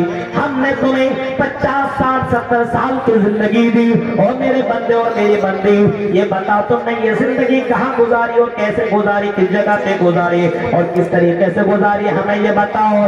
اور پھر فرمایا ان عمرہ فیما فنا وان شبابہ فیما بلا، پھر پوچھا جائے گا تم کو ہم نے جوانی دی ہے 18 سال سے لے کر کے 30 سال کی زندگی، 17 سال سے لے کر کے 18 سال کی یہ جوانی ان کی زندگی جو شباب والی زندگی ہے، اس زندگی کو تم نے کہاں گزاری، کیسے گزاری؟ کہیں یہ زندگی تم نے انجوائے کرنے میں تو نہیں گزاری، کہیں زنا کے اڈوں میں تو نہیں گزاری، کہیں تم نے شراب کے اڈوں میں تو نہیں گزاری، کہیں تم نے یہ زندگی یہ زندگی کہیں حرام خوریوں کے اڈوں میں تو نہیں گزاری، کہیں تم نے ہال میں، اور کہیں تم نے گانا سننے میں، اور کہیں ڈانس دیکھنے میں، اور کہیں تم نے ایسی جگہوں میں تو زندگی نہیں گزاری جہاں پہ عیاشیاں ہوا کرتی تھی اور جہاں پہ غلط کام ہوا کرتے تھے، وہاں پہ تم نے زندگی تو نہیں گزاری۔ وَأَنْ شَبَابِهِ فِيمَا بَلَّا، مردوں سے بھی پوچھا جائے گا، اور اے جن بنیا کے لڑکیوں تم سے بھی یہ سوال ہوگا، تم نے اپنی زندگی کہاں گزاری اور کیسے گزاری، ذرا بتاؤ تو صحیح، تیرا رب تم سے پوچھے گا، کیونکہ جوانی کا مالک اللہ تعالیٰ ہے۔ اس جوانی کی زندگی کو بہت ہی قیمت جانو، بہت ہی غنیمت جانو، بہت ہی اہمیت کے، یہ زندگی بہت ہی امپورٹنٹ والی زندگی ہے۔ ایسا نہیں کسی لڑکے کے اوپر دل آ گیا تو ماں باپ کو چھوڑ دیا اور بھاگ گئی اور اس کے ساتھ تم نے لو میرج کر لیا، جا کر کے ہوٹلوں میں تم نے زندگی کاٹی، جا کر کے کلکتہ کے ہوٹلوں میں تم نے اپنے عیاشی گزاری اور اپنے جسم کے ساتھ تم نے انجوائے کیا۔ اگر تم نے ایسا کیا تو میرے بھائی بھائیو اس جوانی کے بارے میں بھی اللہ تعالیٰ پوچھے گا وَعَنْ شَبَابِهِ فِيمَا أَبْلَىٰ اے میرے بندے تم نے اپنی جوانی کہاں گزاری اور کیسے گزاری بتاؤ آج ہماری جوانی کہاں گزر رہی ہے ابھی تو نوجوان کی جوانی لڑکیوں میں گزرتی ہے یا پھر موبائل میں لگا ہوا ہے 24 گھنٹہ اسی میں لگتا ہے سبحان اللہ الحمدللہ اسی میں لگا ہوا موبائل میں کیا پتہ نہیں سمجھ میں بات نہیں آتی ہے میرے بھائی موبائل سے اتنا ہی رشتہ رکھو جتنا آپ کا کام ہے بس کہیں یہ موبائل آپ کو اللہ کے ذکر سے اور اللہ کی عبادت سے اگر دور کر رہا ہے یہ موبائل تو اس موبائل کو طلاق دو اس موبائل کو بائیکاٹ کرو میرے بھائیو ایسے موبائل رکھنے سے کوئی فائدہ نہیں ہے جو موبائل تمہیں جہنم کی طرف پہنچا رہا ہو جو موبائل تمہیں جنت سے دور کر رہا ہو ایسے موبائل اپنے زندگی کے اندر مت رکھو میرے بھائیو آپ نے دیکھا کہ اسی موبائل کے چکر میں ایک آدمی نے اپنے ماں کو اپنی بہن کو اپنی دادی کو اپنے دادا کو اسی موبائل کے چکر میں اس نے قتل کر دیا 5 دن کے پہلے کا رپورٹ ہے موبائل کے چکر میں ریچارج نہیں کروایا اب ماں باپ منع کرتا تھا بھائی لوگ منع کرتا تھا تو بھائی مانا ہی نہیں اس کو قتل کر دیا غور کرو میرے بھائیوں وَعَنْ شَبَابِهِ فِيمَا أَبْلَىٰ تم نے اپنی یہ جوانی کہاں گزاری کیسے گزاری بتاؤ سنو او دن پتیاں کے میرے نوجوان دوستو یہ جوانی کے بارے میں تم سے بھی پوچھے گا ہم سے بھی پوچھے گا ہاں او میری پیاری بہنوں اور یوٹیوب کے ذریعے سے سننے والی لڑکیوں اپنی جوانیوں کو یوں ہی برباد نہ کرو کسی لڑکے کو تم نے دل دے دیا اب وہ لڑکے نے تمہیں موبائل کیا دے دیا ریچارج کیا کروا دیا تم اس کے جسم کو گرم کرنے کے لیے کہاں سے کہاں پہنچ جایا کرتی ہو ہوٹلوں میں جا کر کے اس کے ساتھ انجوائے کیا کرتی ہو اس کے ساتھ پارکوں میں جا کر کے موج مستی کیا کرتی ہو او اللہ کے بندیو ایسا ہرگز نہ کرو ایسا بالکل نہ کرو یہ زنا ہے اور یہ اللہ تعالیٰ کو برداشت نہیں ہے کہ اللہ کے حدود ہیں اس حدود کو توڑنے کی کوشش مت کرو وَعَنْ شَبَابِهِ فِيمَا أَبْلَىٰ جوانی کے تعلق سے قیامت میدان محشر میں سوال وَمَا بِهِ مِنْ أَيْنَ اكْتَسَبَ وَفِيمَا أَنْفَقَ اور تیسرا سوال ہوگا کہ تم نے مال کہاں سے کمایا ابھی مال کے اوپر بات ہو رہی تھی مال کہاں سے کمایا حلال طریقے سے یا حرام طریقے سے کوشش کرو حلال طریقے سے کمانے کی حرام طریقے سے کبھی بھی ہرگز بھی مت کماؤ حرام پیسہ اگر کوئی کماتا ہو حرام طریقے سے کماتا ہو تو میرے بھائیوں حرام کا پیسہ کھانے والا اور حرام طریقے سے کمانے والا اس کی زندگی کے اندر جو بھی عبادت کرے گا مطعمو حرام وملبسو حرام وغذی بالحرام اس کا کھانا اس کا پینا اس کے لباس اس کی پرورش اگر حرام پیسوں سے کی گئی ہو تو میرے بھائیو اللہ کے نبی نے فرمایا اس کی عبادت ریجیکٹ کر دی جائے گی اس کی عبادت ایکسپٹ نہ ہوگی کرو سوچو میرے بھائیو آج ہم مال کیسے طریقے سے لوگ کمانے کی کوشش کر رہے ہیں سودی کاروبار کرنے والوں بہت سے لوگوں کو ہم نے ادھر سنا ہے سودی کاروبار کرنے والے لوگ بہت سے لوگ موجود ہیں مال کما رہے حرام طریقے سے بہت سے لوگوں کے بارے میں سنا ہے لاکھ روپیہ دیتا ہے 1,25,000 روپیہ لے رہا ہے لاکھ روپیہ دیتا ہے 25% زیادہ لیتا 25% 1 لاکھ میں 1,25,000 روپیہ لے رہا ہے میرے بھائیو ذرا سوچئے کہاں چلی گئی ہاں تمہاری انسانیت کہاں گئی تیرا ایمان کہاں گیا سوچو محمد رسول اللہ کے پر ایمان رکھنے والا قرآن کی پر ایمان رکھنے والا جب قرآن چیخ کر کے کہتا ہے لا تاکلوا الربا اضعافا مضاعفا او لوگوں تم بڑھا چڑھا کر کے کسی سے لینے کی کوشش مت کرو ہاں اسلام اس کو حرام قرار دیا ہے اور بہت ہی بڑا جرم گناہ بتایا ہے اور بہت ہی بڑا جرم بتایا ہے کوئی آدمی سودی کاروبار کرتا ہے تو اللہ تعالیٰ اعلان کرتا ہے فَإِن لَمْ تَفْعَلُوا فَأْذَنُوا بِحَرْبٍ مِّنَ اللَّهِ وَرَسُولِهِ اگر کوئی سودی کاروبار کرتا ہے تو اس کے لیے اللہ تعالیٰ نے میدان جنگ اس کے لیے اعلان جنگ کا اعلان کیا ہے کہ اگر کوئی سودی کاروبار کرتا ہے تو اللہ اور اس کے رسول سے جنگ کرنے کے لیے تیار ہو جاؤ لڑنے کے لیے تیار ہو جاؤ ذرا بتاؤ اللہ سے کون لڑے گا کس کے پاس اتنی طاقت ہے جو اللہ سے مقابلہ کرے اللہ کے فرشتوں سے مقابلہ کرے اس कटिहार बिहार और पूर्णिया के लोगों जरा सुनो, और हिंदुस्तान के बाहर मुसलमानों, ये सूदी कारोबार से तौबा करो, अपने आप को इन रिश्वतों से रोको, मना करो, अपने बच्चों को मना करो। ये सूदी कारोबार अल्लाह की नजर में बहुत ही बड़ा पाप है। माल तुमने कैसे कमाया ये भी पूछा जाएगा। हमारे यहाँ माल कमाने का एक तरीका ये भी है, जब बेटा की शादी की बात आए, लड़की पसंद आ गई, खूबसूरत है, अच्छी है, दिखने में पढ़ी लिखी है, सब कुछ ठीक है, देगा कितना? 1 लाख, वहां तो 1.5 लाख मिल रहा है। वहां भागा, वहां लड़की पसंद आई, पैसा कितना? 1.5 लाख, कहीं से पता चला 2 लाख हम देंगे, वहां से वहां भागा, और वहां जाने के बाद अगर कहीं से पता लग गया तो मैं 3 लाख दिया जाएगा, उसकी बेटी से शादी कर लो। अब वो दीनदारी नहीं देखेगा, लड़की कैसी है नहीं देखेगा, बस पैसे के चक्कर में आ जाएगा। 3 लाख दे रहा है, गाड़ी दे रहा है, पलंग दे रहा है, हाँ फ्रिज दे रहा है, कूलर दे रहा है, पंखा दे रहा है, ये सारी चक्करों में हराम माल के चक्कर में अपने बेटे को बर्बाद करने वालों सुनो, ये भी हराम।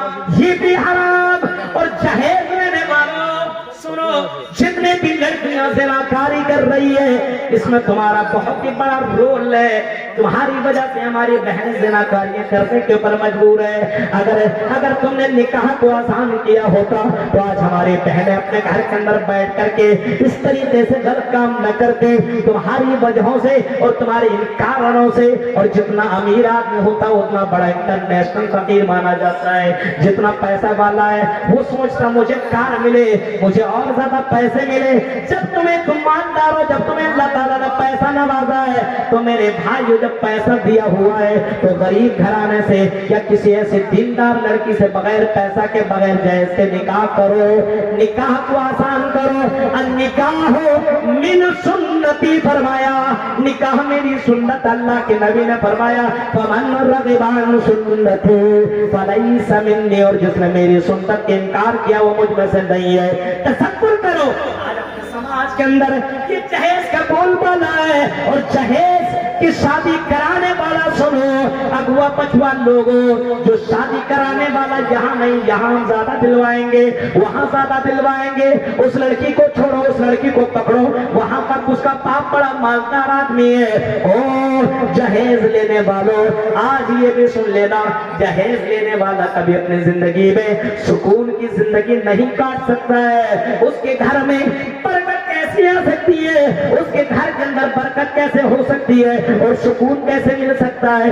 जिसके बाप को तुमने रुलाया हो, और जिसको बाप को तुमने चंदा करने पर और भीख मांगने पर तुमने मजबूर कर दिया हो। बहुत से लोगों को मैंने देखा है अपनी बेटी के लिए भीख मांगते हुए, उसने जिंदगी में कभी भीख नहीं मांगा।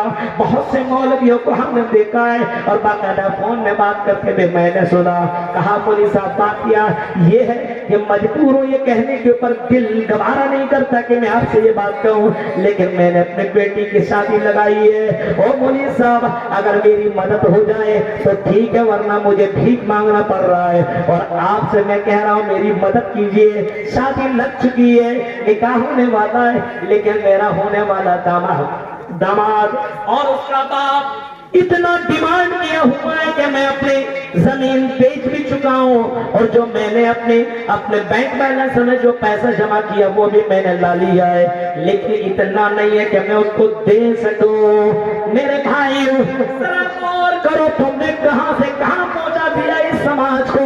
इन जलसों से क्या फायदा होने वाला है? ये जलसा तुम करा रहे हो, अपने आप को बदलो, जहेज के इन रस्मों को अपने यहाँ से खत्म करो, बाइकाट करो। जहेज लेने वाले के शादी में शिरकत करने की जरूरत नहीं है, वो वलीमा की दावत तभी उसकी दावत अंदर लो।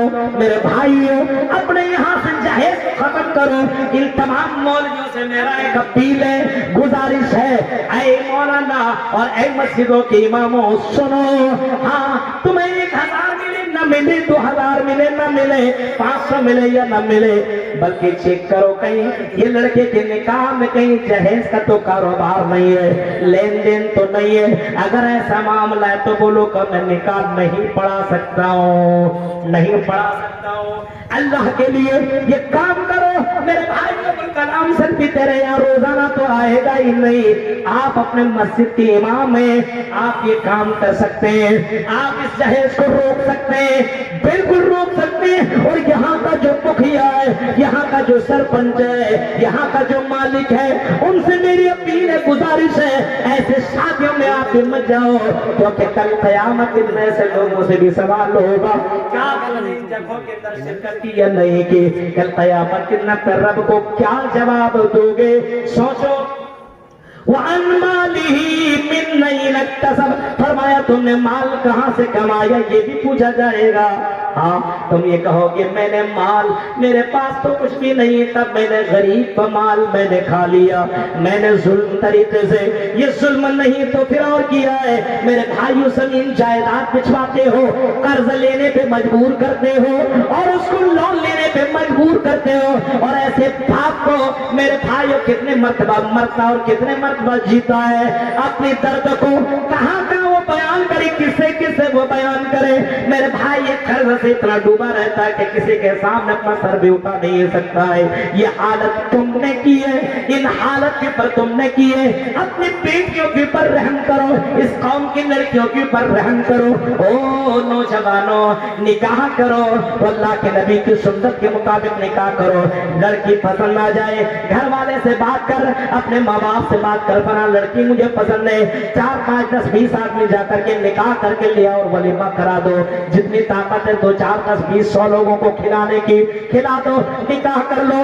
ضروری نہیں کہ شادی کے کارڈ بانٹے جائیں اور لمبے چوڑے اس کے پروگرام رکھے جائیں، 2 4 لاکھ خرچ کیے جائیں۔ میرے بھائیوں نکاح تو ایجاب و قبول کا نام ہے، بس تم ایجاب و قبول کروا لیا جائے، ولی ہو جائے، اور ولی اور وہاں پہ جو گواہ ہیں وہ موجود ہوں، بس اتنے لوگوں کی اور مہر متعین ہو جائے، بس اتنے کرنے کی ضرورت ہے۔ اسلام نے تو نکاح کو بڑا آسان بتایا ہے، ہم نے اور آپ نے نکاح کو بڑا مشکل کر دیا ہے، بہت مشکل کر دیا ہے۔ میرے بھائیو اگر آج ہم نے اس کو نہیں روکا تو آنے والے وقت میں لوگ نکاح نہیں کریں گے، زنا کیا کریں گے، لڑکیوں سے مل لیں گے، اپنے شخص کو پورا کر لیں گے، اپنے خواہشات کو کبھی یہاں کبھی وہاں جا کر کے پورا کریں گے، اور لڑکیاں باقاعدہ یہ اور زیادہ کرنے کی کوشش کریں گی۔ میرا باپ تو میری شادی کیسے کروائے گا؟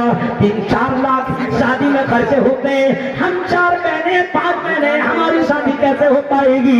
میرے بھائیوں یہ لڑکی کیا کرے گی بتاؤ؟ یا تو پھانسی لگ کر کے مر جائے گی، یا تو کہیں بھاگ جائے گی، یا تو کسی کے ساتھ جا کر کے چلی جائے گی، جو غیر لڑکوں کے ساتھ۔ ہماری مسلم لڑکیاں جو بھاگ رہی ہیں اس کی وجہ ایک یہ ہے، جہیز کی لعنت ہے۔ او لوگوں اپنی بہنوں کو روکو، اپنی بہنوں کو غیر مسلم لڑکوں کے پاس تم جانے دے رہے ہو، یہ تمہارے کرتوت کا یہ نتیجہ ہے، یہ تمہارے برے اعمال کا یہ نتیجہ ہے۔ آج وہ غلط کر رہی ہیں، کل ہماری بہنیں بھی ہو سکتی ہیں، تیری بہنیں بھی ہو سکتی ہے، آنے والی نسل کے اندر یہ بڑا بھاری پڑنے والا ہے۔ اس وجہ سے مسلمانوں اس کو بائیکاٹ کرو، جہیز کے پر قدم اٹھاؤ، سوچو، اعلان جنگ کرو اس کے لیے۔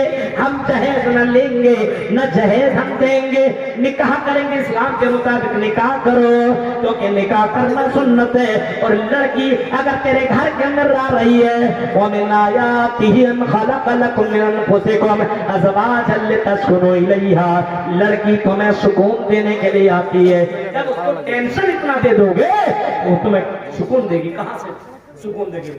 کہتے ہو میری بیوی میری بات ہی نہیں مانتی ہے، کہاں سے مانے گی؟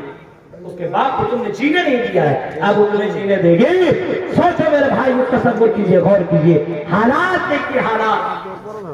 وَعَنْ عُمَرِهِ वमालिही मिन ऐन इक्तसब, पूछा जाएगा तुमने माल कहाँ से कमाया, वफीमा अनफक़, और तुमने माल को कहाँ पे खर्च किया, कहाँ कमाया, कैसे कमाया, किस तरीके से कमाया, लूटा, चोरी किया, डकैती किया, किसी को कत्ल करके मर्डर करके तुमने उसको मार डाला, उसके माल को तुमने हड़प कर लिया, ऐसा तो नहीं है। तुमने किसी के ऊपर जुल्म करके तुमने नाजायज तौर पर उसकी जमीन और जायदाद के ऊपर तुमने नाजायज कब्जा कर लिया, ऐसा तो नहीं है। अगर ऐसा किया तो ये भी सवाल होगा।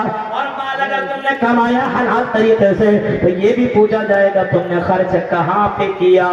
बिल्डिंग बनाने में, अल्लाह के घर खर्च कर, अल्लाह के घर बनाने में, मदरसों को चलाने में, यतीमों और गरीबों की मदद करने में। मेरे प्यारे साथियों, आज यतीम और गरीबों की मदद नहीं हो पाती है। जब मांगने के लिए आता है तो चार मकानों को धक्के मार करके भगा देते हैं। मेरे भाइयों, तलाश करो, यतीम और गरीबों को तलाश करो।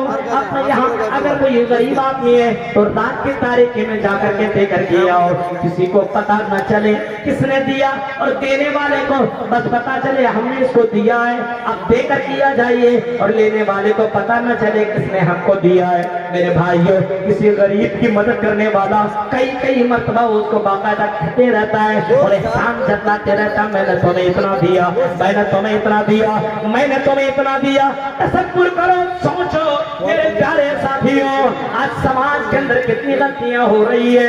आज किसी को देता तो बड़ा एहसान अपने आप के ऊपर समझता है कि मैंने बड़ा एहसान इस बंदे के ऊपर मैंने किया है। अल्लाह ने तो ये सारी नेमतें दी है, हाँ हवा दी, उसके लिए कुछ नहीं मांगा, जिंदगी दी कुछ नहीं मांगा। हाँ, अल्लाह तबारक व तआला ने ये पैर दिया, कुछ नहीं मांगा, ये हाथ दिया, कुछ नहीं मांगा, ये आंखें भी कुछ नहीं मांगा, ये जिस्म दिया, कुछ नहीं मांगा। बस मांगा तो ये मांगा, वमा खलक़तुल जिन्ना वल इंसा इल्ला लियअबुदून। ऐ मेरे बंदो, मैंने इतनी सारी नेमतें दी है, लेकिन बस तुम इतना करो कि ये पेशानी मेरे अलावा किसी और के ऊपर, किसी और के सामने सजदा मत करो, किसी और के सामने टेक मत लगाओ। मांगा तो सिर्फ इतना मांगा। तसव्वुर कीजिए, माल कहाँ से कमाया, कहाँ खर्च किया। चौथा और पांचवा सवाल ये होगा, माज़ा अमिला फीमा अलिमा, तुमने सुना, सीखा, पढ़ा, उसके ऊपर कितना अमल किया। हाजीपुर में भी गए, हाँ, कटिहार पूर्णिया के कई जगहों पे तुम गए और कई जलसों में तुमने सुना, कई मस्जिदों के अंदर कई बड़े बड़े आलिमों की तकरीरें तुमने सुनी। कितना अमल किया बताओ। अरे साहब, अमल करना मेरा काम नहीं है, ये तो मौलवियों का काम है, ये तो हाजियों का काम है, ये तो मदरसा में पढ़ने वाले लड़कों और लड़कियों का काम है। हम तो स्टूडेंट हैं, हम तो यूनिवर्सिटियों में पढ़ने वाले हैं, हम तो कॉलेजों में और यूनिवर्सिटियों में और स्कूलों में पढ़ने वाले हैं। हमारे ये नमाज थोड़ी है, हमारे यहाँ कुरान की तिलावत थोड़ी है। हम तो मौलवी साहब बस एंजॉय करने के लिए जलसे में आते थे, हमने तो तकरीरें तो सुनी, अमल हम काहे करेंगे। मौलवी साहब आप अमल कीजिए, ये मदरसा में पढ़ने वाला ये लड़का सब ये अमल करेगा, और मदरसा में बनात में पढ़ने वाली लड़कियां अमल करेंगी। हम तो कॉलेजों में पढ़ने वाले हैं, चलो हम इश्क लड़ाए, चलो हम मस्ती करें, चलो हम इंजॉय करें, चलो हम सलमान के रास्ते पे चलते हैं, चलो हम शाहरुख के रास्ते पे चलते हैं, चलो हम आमिर के रास्ते पे चलते हैं। लक़द कान लकुम फी रसूलिल्लाहि उस्वतुन हसना, वो लोगों तुम्हारे लिए जनाब मोहम्मद रसूलुल्लाह को आइडियल बताया गया, नमूना बताया गया। नबी अकरम सल्लल्लाहु अलैहि वसल्लम की जिंदगी को उसवे हसना बताया गया। मेरे भाइयों, अपने नबी की जिंदगी देखो, अल्लाह के नबी कैसे चलते थे, कैसे खाते थे, कैसे उठते थे, कैसे बैठते थे। अल्लाह के नबी ने ये नहीं फरमाया जो मदरसों में पढ़े वही नमाज पढ़े, बल्कि अल्लाह के नबी सल्लल्लाहु अलैहि वसल्लम ने यहाँ तक फरमाया, मुरू औलादकुम बिस्सलाति व बनाओ सबई सिनीन, जब 7 साल का बच्चा हो तो उसको उसको नमाज पढ़ने का हुक्म दो, और जब बच्चा 10 साल का हो जाए, स्कूल में पढ़ता हो तब भी नमाज पढ़ने का हुक्म दो, मदरसे में पढ़ता हो तब भी नमाज पढ़ने का हुक्म दो। न मारे तो मार, न पढ़े तो मार मार करके नमाज पढ़ाओ। यूनिवर्सिटियों में स्कूलों में पढ़ने वाले के लिए सब नमाज माफ है, सब कुछ माफ है। मेरे भाइयों, तसव्वुर कीजिए, जलसों में आते हो, सुनते हो, عمل کتنا کیا یہ سوال ہوگا میدان محشر میں. ایک سوال یہ بھی ہوگا. اب اللہ کے نبی سے پوچھا گیا اے اللہ کے نبی بتائیے آدمی اس سورج کی روشنی میں اور گرمی میں حالت کیا ہوگی, پوزیشن کیا ہوگی؟ آپ نے فرمایا گرمی اتنی زیادہ بڑی ہوگی, انسان کے جسم سے اتنے زیادہ پسینے نکلیں گے اور جو جیسا گنہگار ہوگا اسی کے مطابق اس کا ویسا ہی پسینہ نکلے گا. کوئی اپنے پسینے سے ٹکنے کے برابر, گھٹنے کے برابر, کمر کے برابر, کوئی کاندھے کے برابر ڈوبا ہوا ہوگا. آپ سے سوال کیا گیا اے اللہ کے نبی اتنا ڈینجر منظر ہوگا میدان محشر کا؟ ہاں او میرے صحابی اتنا ڈینجر منظر ہوگا. آپ صلی اللہ علیہ وسلم سے پوچھا گیا اللہ کے نبی وہ سایہ جس کا آپ نے ذکر کیا اس سایہ کے اندر کون لوگ ہوں گے؟ اور تم دنیا کے لوگوں. اب میں تم سے سوال کروں گا, اب یہی 7 سوالات تم سے ہوں گے. کیا وہ خوش نصیب لوگوں میں ہم ہیں کہ نہیں ہے؟ کیا ہمیں اور آپ کو وہ سایہ مل سکتا ہے کہ نہیں مل سکتا ہے؟ کیا اس میدان محشر کا وہ ڈینجر منظر سے ہم اور آپ محفوظ رہ سکتے ہیں کہ نہیں رہ سکتے ہیں؟ کیا ہمارے اندر وہ چیزیں پائی جا رہی کہ نہیں؟ اور میری بہنوں سنو, تمہارے اندر یہ خوبیاں ہیں کہ نہیں؟ یہ دیکھو وہ 7 چیزیں جس کے اندر موجود ہوں گی. 7 قسم کے لوگ اس سائے کے نیچے ہوں گے جس کو سورج کی گرمی نہیں لگے گی, جس کو پیاس نہیں لگے گی, جس کو اللہ تعالیٰ حوض کوثر کا پانی نبی اکرم کے ہاتھوں سے پلائے گا. وہ خوش نصیب لوگ کون کون ہوں گے؟ آپ نے فرمایا, اللہ کے نبی صلی اللہ علیہ وسلم نے فرمایا وہ 7 قسم کے لوگ وہ ہوں گے. امام العادل, انصاف کرنے والا بادشاہ ہوگا, انصاف کرنے والا مکھیا ہوگا, انصاف کرنے والا ذمہ دار ہوگا. جس گاؤں اور سماج کا جو مکھیا ہوگا اگر وہ انصاف کرنے والا ہوگا تو اس کو بھی قیامت کے دن میدان محشر میں اس کو بھی وہ سایہ دیا جائے گا. آج انصاف کا جنازہ نکل گیا ہے, انصاف کا جنازہ, پیسہ دے دو وہ آپ کی طرف مکھیا بھی پلٹ گیا. بڑا کا آدمی بھی کتنا بڑا پیسہ والا اس کو بھی دے دو, انصاف کا جنازہ ختم. ہاں کچھ نہیں, محمد رسول اللہ کی جیونی کو دیکھو. نبی اکرم سے صرف اتنی ریکویسٹ کی گئی تھی اے اللہ کے نبی یہ فاطمہ ہے اور یہ فلاں قبیلے کے رہنے والی عورت ہے. اے اللہ کے نبی بنو مخزومیہ کی یہ فاطمہ عورت ہے, اس نے چوری کی. اللہ کے نبی بڑے خاندان کی یہ خاتون ہے, عورت ہے, لیڈی ہے. اور اللہ کے نبی اس عورت کے ہاتھ کو نہ کاٹا جائے کیونکہ اس کے خاندان کی ناک کٹ جائے گی.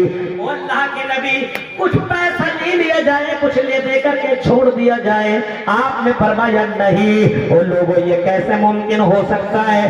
پہلے کے لوگ تو یہی کیا کرتے تھے, اگر کوئی غریب آدمی غلط کام کرے تو قانون نافذ کر دیا جاتا تھا, اور کوئی آدمی امیر آدمی کرتا تھا تو پیسہ وغیرہ لے کر کے چھوڑ دیا جاتا تھا.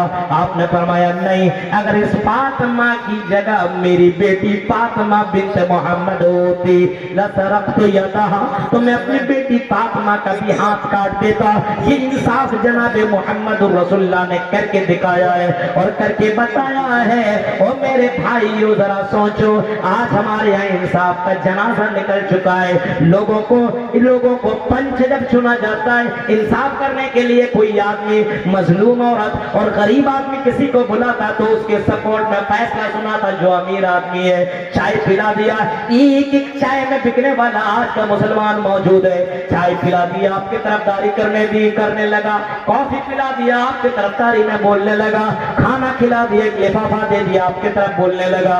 اور انصاف کا جنازہ نکالنے والوں کبھی کبھی میدان محشر کے حالات کو اپنے ذہن میں رکھ لیا کرو. اور اگر سایہ تمہیں حاصل کرنا ہے اور اگر تم کو انصاف کے لیے بلایا جائے تو میرے بھائیو انصاف کرنا, انصاف کا جنازہ مت نکالنا.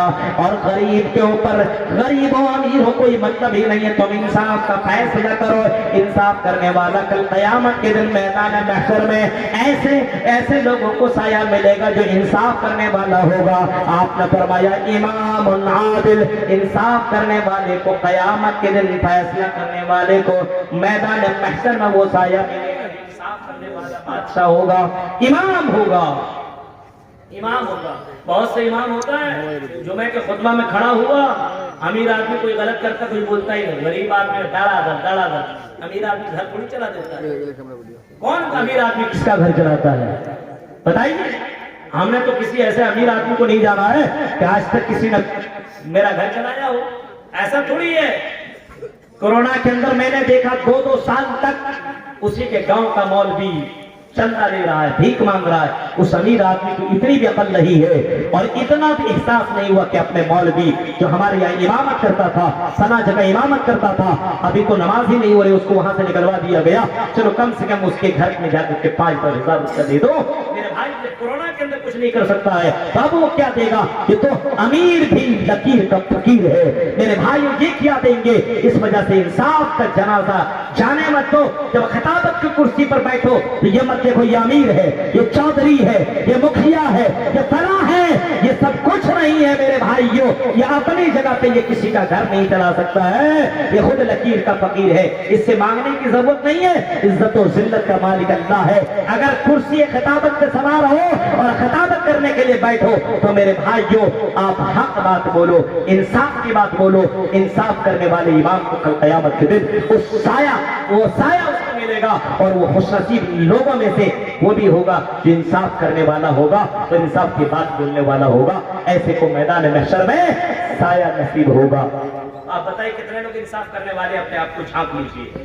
بہت سی ساس ہوتی ہے، اس بہو کو زیادہ مان رہی ہے، اس بہو کو کم مان رہی ہے، کیوں؟ اس کا بیٹا اس کا شوہر زیادہ دیتا ہے، اس کا شوہر کم دیتا ہے، اس کے والے کو اس بہو کو خوب لاڈ پیار کر رہی ہے اور اس کے بیٹے کو بیٹی کو گودی میں لیتی ہے۔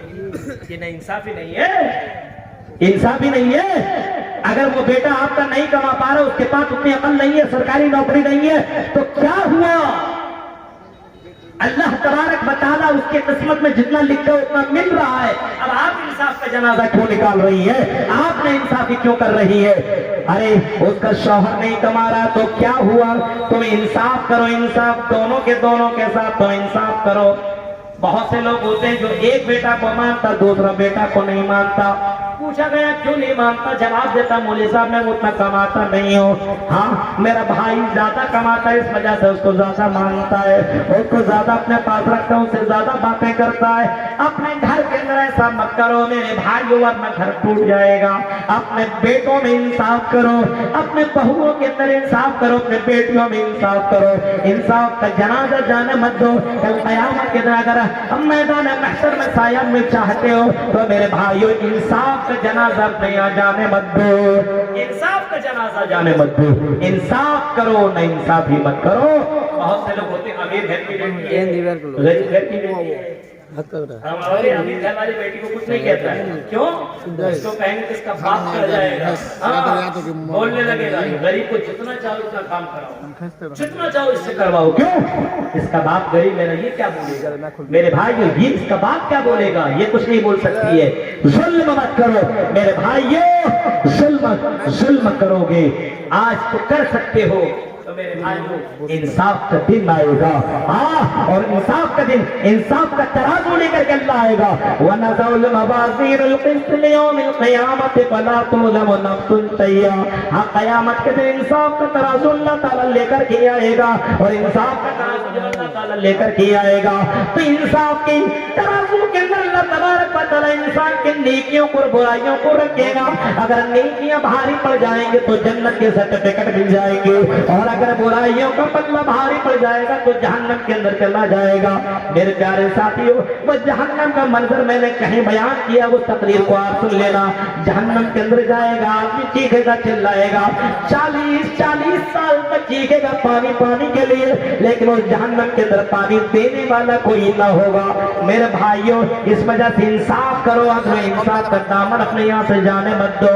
اور دوسرا آدمی وہ شاق النشا فی عبادت ربی، میدان محشر میں جس کو سایہ ملے گا، سورج کی گرمی سے جس کو بچایا جائے گا، جس کو پانی دیا جائے گا، حوض کوثر کا پانی پلایا جائے گا، وہ لوگ ہوں گے جس نے اپنی جوانی اللہ کی عبادت میں گزاری ہوئی ہوگی، اللہ کی بندگی میں، اللہ کی بھکتی میں جس نے گزاری ہوئی ہوگی، جس نے اللہ کی عبادت میں اپنی زندگی گزاری ہوئی ہوگی، اور تن پنیاں اور کٹیہار بہار کے لوگوں بتاؤ آپ کی زندگی کہاں گزر رہی ہے؟ آج نوجوانوں کی زندگی موبائل کے اندر گزر رہی ہے، کسی لڑکی کے چکر میں گزر رہی ہے، کبھی کالج کے پیچھا کرتے ہوئے جاتا ہے، کبھی اسکول کا پیچھا کرتے ہوئے بھاگتا ہے، کبھی اس بازار کا پیچھا کرتے ہوئے بھاگتا ہے، کبھی اس لڑکی سے نمبر پانے کے لیے یہاں سے مارتا ہوتا ہے۔ ایک لڑکی کے پیچھے دیوانہ ہے اور موبائل کے پیچھے دیوانہ ہے۔ اے نوجوانوں، تیری زندگی کہاں کٹ رہی ہے؟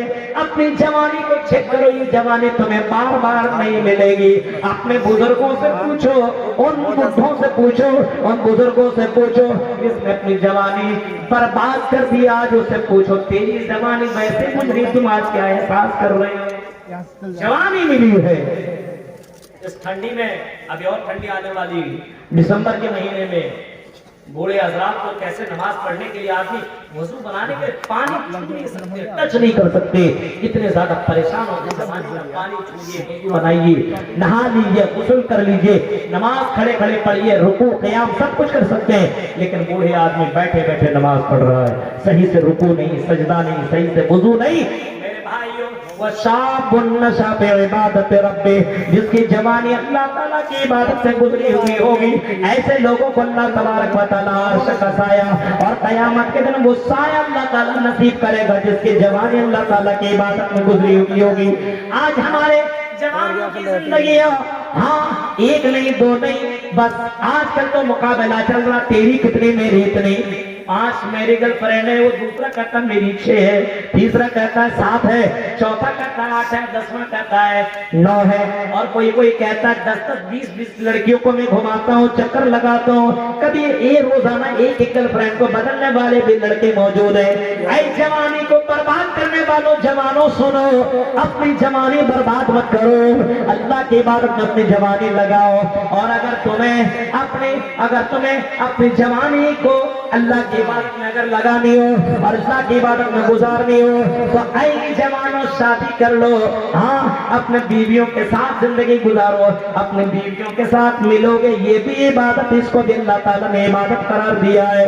میرے بھائیوں، ذرا تصور کرو اور سوچو، وَشَابٌ نَشَأَ فِي عِبَادَةِ رَبِّهِ، اور تم پنیا کی لڑکیوں، تمہاری زندگیاں کہاں کٹ رہی ہے؟ آج انسٹاگرام کے اوپر ہماری لڑکیاں ویڈیو اپلوڈ کر کے ڈانس کرتے ہوئے نظر آ رہی ہے، کوئی بال دکھاتے ہوئے نظر آ رہی ہے، کوئی اپنی کمر کو لچکاتے ہوئے نظر آ رہی ہے، کب کوئی اپنے ہونٹ دکھاتے ہوئے، کوئی اپنی آنکھیں مارتے ہوئے نظر آتی ہے، کوئی کیسا کرتے ہوئے نظر آ رہی ہے۔ اور لڑکیوں اپنی زندگی کو برباد مت کرو، یہ جوانی ایک بار ملی ہے، تمہیں بار بار نہیں ملے گی۔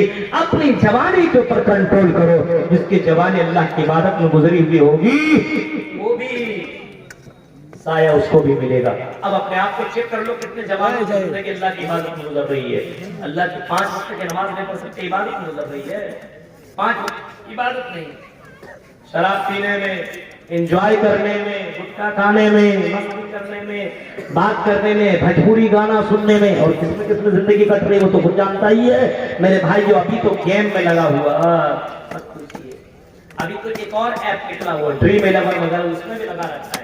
ایک آدمی کے بارے میں بتانے لگا، میرا دوست ارے بولی صاحب جمعے کی نماز پڑھنے گیا تھا، وہ اسی جمعے کی بات ہے، پڑھنے گیا تھا، اسی نے ہم کو بتایا کہ مولوی صاحب میرے بغل میں آدمی ڈریم 11 میں دیکھ رہا ہے، یہ کھلاڑی آؤٹ تو نہیں ہوا، یہ نہیں ہوا، یہ چیک کر رہا ہے میرا کتنا پوزیشن بڑھ رہا ہے، کتنا گھٹ رہا ہے۔ بتائیے جمعہ کا خطبہ چل رہا ہے، وہ کتنا بڑا گدھا ہے، سوچئے جمعے کے نماز سب دیکھ رہا ہے۔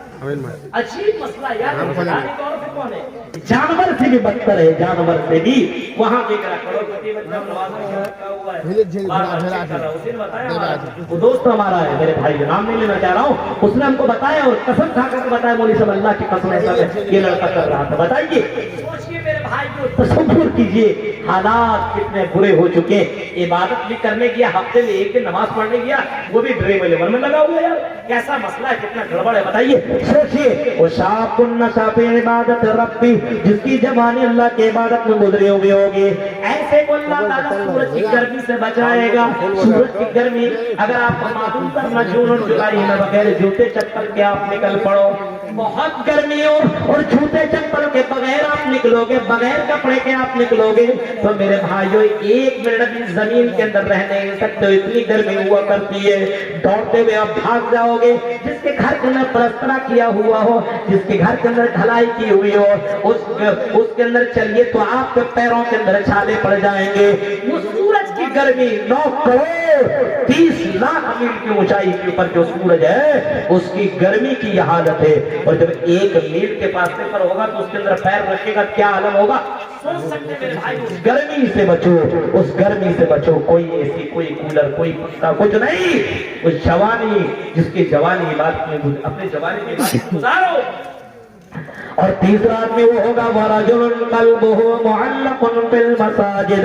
اور تیسرا آدمی وہ ہوگا, تیسرا شخص اور مرد عورت وہ ہوگا, وہ ہوں گے جو جس کی زندگی نماز میں, نماز کے انتظار میں مسجدوں میں لگا ہوا ہو.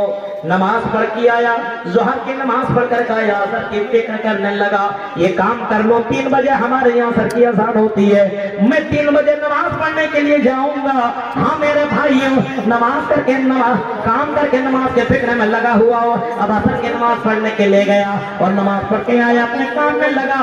اب مغرب کا ٹائم بھی اسے معلوم ہے کتنے بجے مغرب کی اذان ہوگی, اور اسی وقت اپنا کام کر کے ریڈی رہتا, وضو بنا کر کے, کیونکہ مجھے مسجد میں جا کر کے نماز پڑھنی ہے. اب نماز پڑھ کے آیا, پھر مغرب بعد کام کے اندر لگا, پھر کام کرتا گیا, عشاء پر کام کیا, اسے معلوم ہے عشاء کی اذان اتنے بجے, عشاء تک کام کیا, پھر وضو وضا بنا کر کے مسجد میں پہنچنے کی تیاری میں لگ گیا. یا آدمی معلق بالمساجد, دل مسجد میں لگا ہوا ہو, رات میں سویا, الارم لگایا کہ صبح کے وقت اٹھنا ہے. ہمارے یہاں 4:45 میں اذان ہے. نوادہ جہاں پہ میں رہتا ہوں 4:45 میں اذان ہے. میرے موبائل کے اندر 5 الارم لگے ہوئے ہوں گے. میرے بھائی ذرا سوچو, اگر جس کا دل مسجدوں کے اندر لگا ہوا ہو وہ 4-5 الارم لگا کر کے چھوڑے گا, مجھے نماز پڑھنے کے لیے جانا ہے, مجھے مسجد جانا ہے.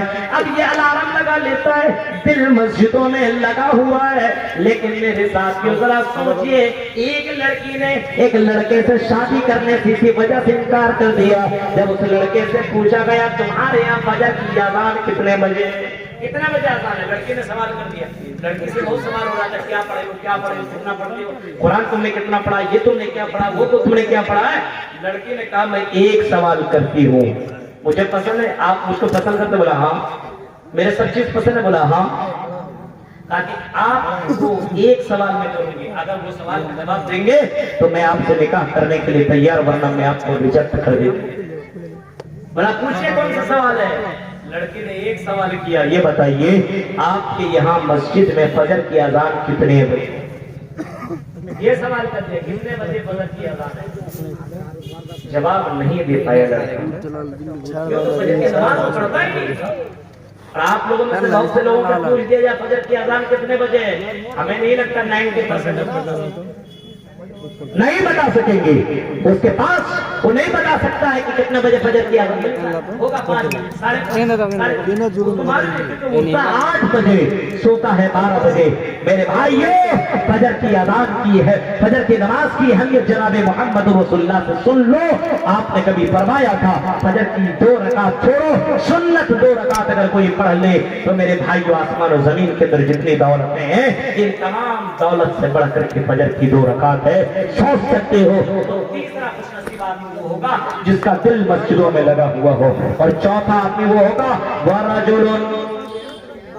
ورجلان تحابا بالله اجتمع علیہ وتفرقا علیہ.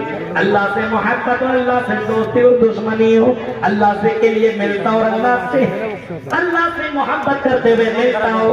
ہاں یہاں کٹیہار لوگوں سے, بہت سے لوگوں سے میرے تعلقات ہیں. اللہ کے لیے محبت ہے, کون سے بہت سے باتیں ہوا کرتی ہے, وہ بھی مجھ سے محبت کرتا, اللہ کے لیے کوئی لین دین نہیں ہے. ہاں جب ملتے ہیں تو اللہ کی محبت کے لیے ملتے ہیں. بہت سے لوگ آپس میں اللہ کے لیے ملاقات کیا کرتے ہیں.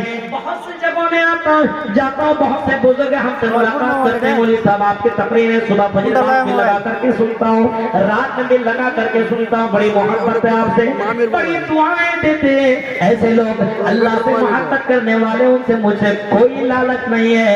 ان لوگوں لوگوں سے بھی مجھ سے کوئی لالچ نہیں ہے، مجھے ان سے کوئی لالچ نہیں ہے، میں بھی اللہ سے محبت کے لیے ان لوگوں سے ملتا ہوں اور جدا ہوتا ہوں تو اللہ کی محبت کے لیے۔ ایسے لوگوں کو بھی قیامت کے دن میدان محشر میں ایسے لوگوں کو بھی سایہ ملے گا۔ اور پانچواں آدمی وہ ہوگا وَرَجُلٌ طَلَبَتْهُ امْرَأَةٌ ذَاتُ مَنْصَبٍ وَجَمَالٍ فَقَالَ إِنِّي أَخَافُ اللَّهَ۔ پانچواں آدمی وہ ہوگا جس کو کوئی خوبصورت لڑکی، کوئی بہت ہی زیادہ خوبصورت، بہت ہی خوبصورت لڑکی، بیوٹیفل لڑکی، سندر لڑکی دعوت زنا دے، بہت ہی خوبصورت اپنے علاقے میں چرچت لڑکی ہو، جس کی خوبصورتی بہت ہی زیادہ چرچت میں ہو، اور وہ لڑکی دعوت زنا دے، اور ایسے لڑکیوں سے کہا جائے انی اخاف اللہ، میں اللہ سے ڈرنے والا ہوں، تو ایسے لوگوں کو بھی اللہ تعالیٰ قیامت کے دن میدان محشر میں سورج کی گرمی سے ایسے لوگوں کو بھی بچائے گا۔ چھٹا آدمی وہ ہوگا، آپ نے فرمایا وَرَجُلٌ تَصَدَّقَ بِصَدَقَةٍ فَأَخْفَاهَا حَتَّىٰ لَا تَعْلَمَ شِمَالُهُ مَا تُنْفِقُ يَمِينُهُ۔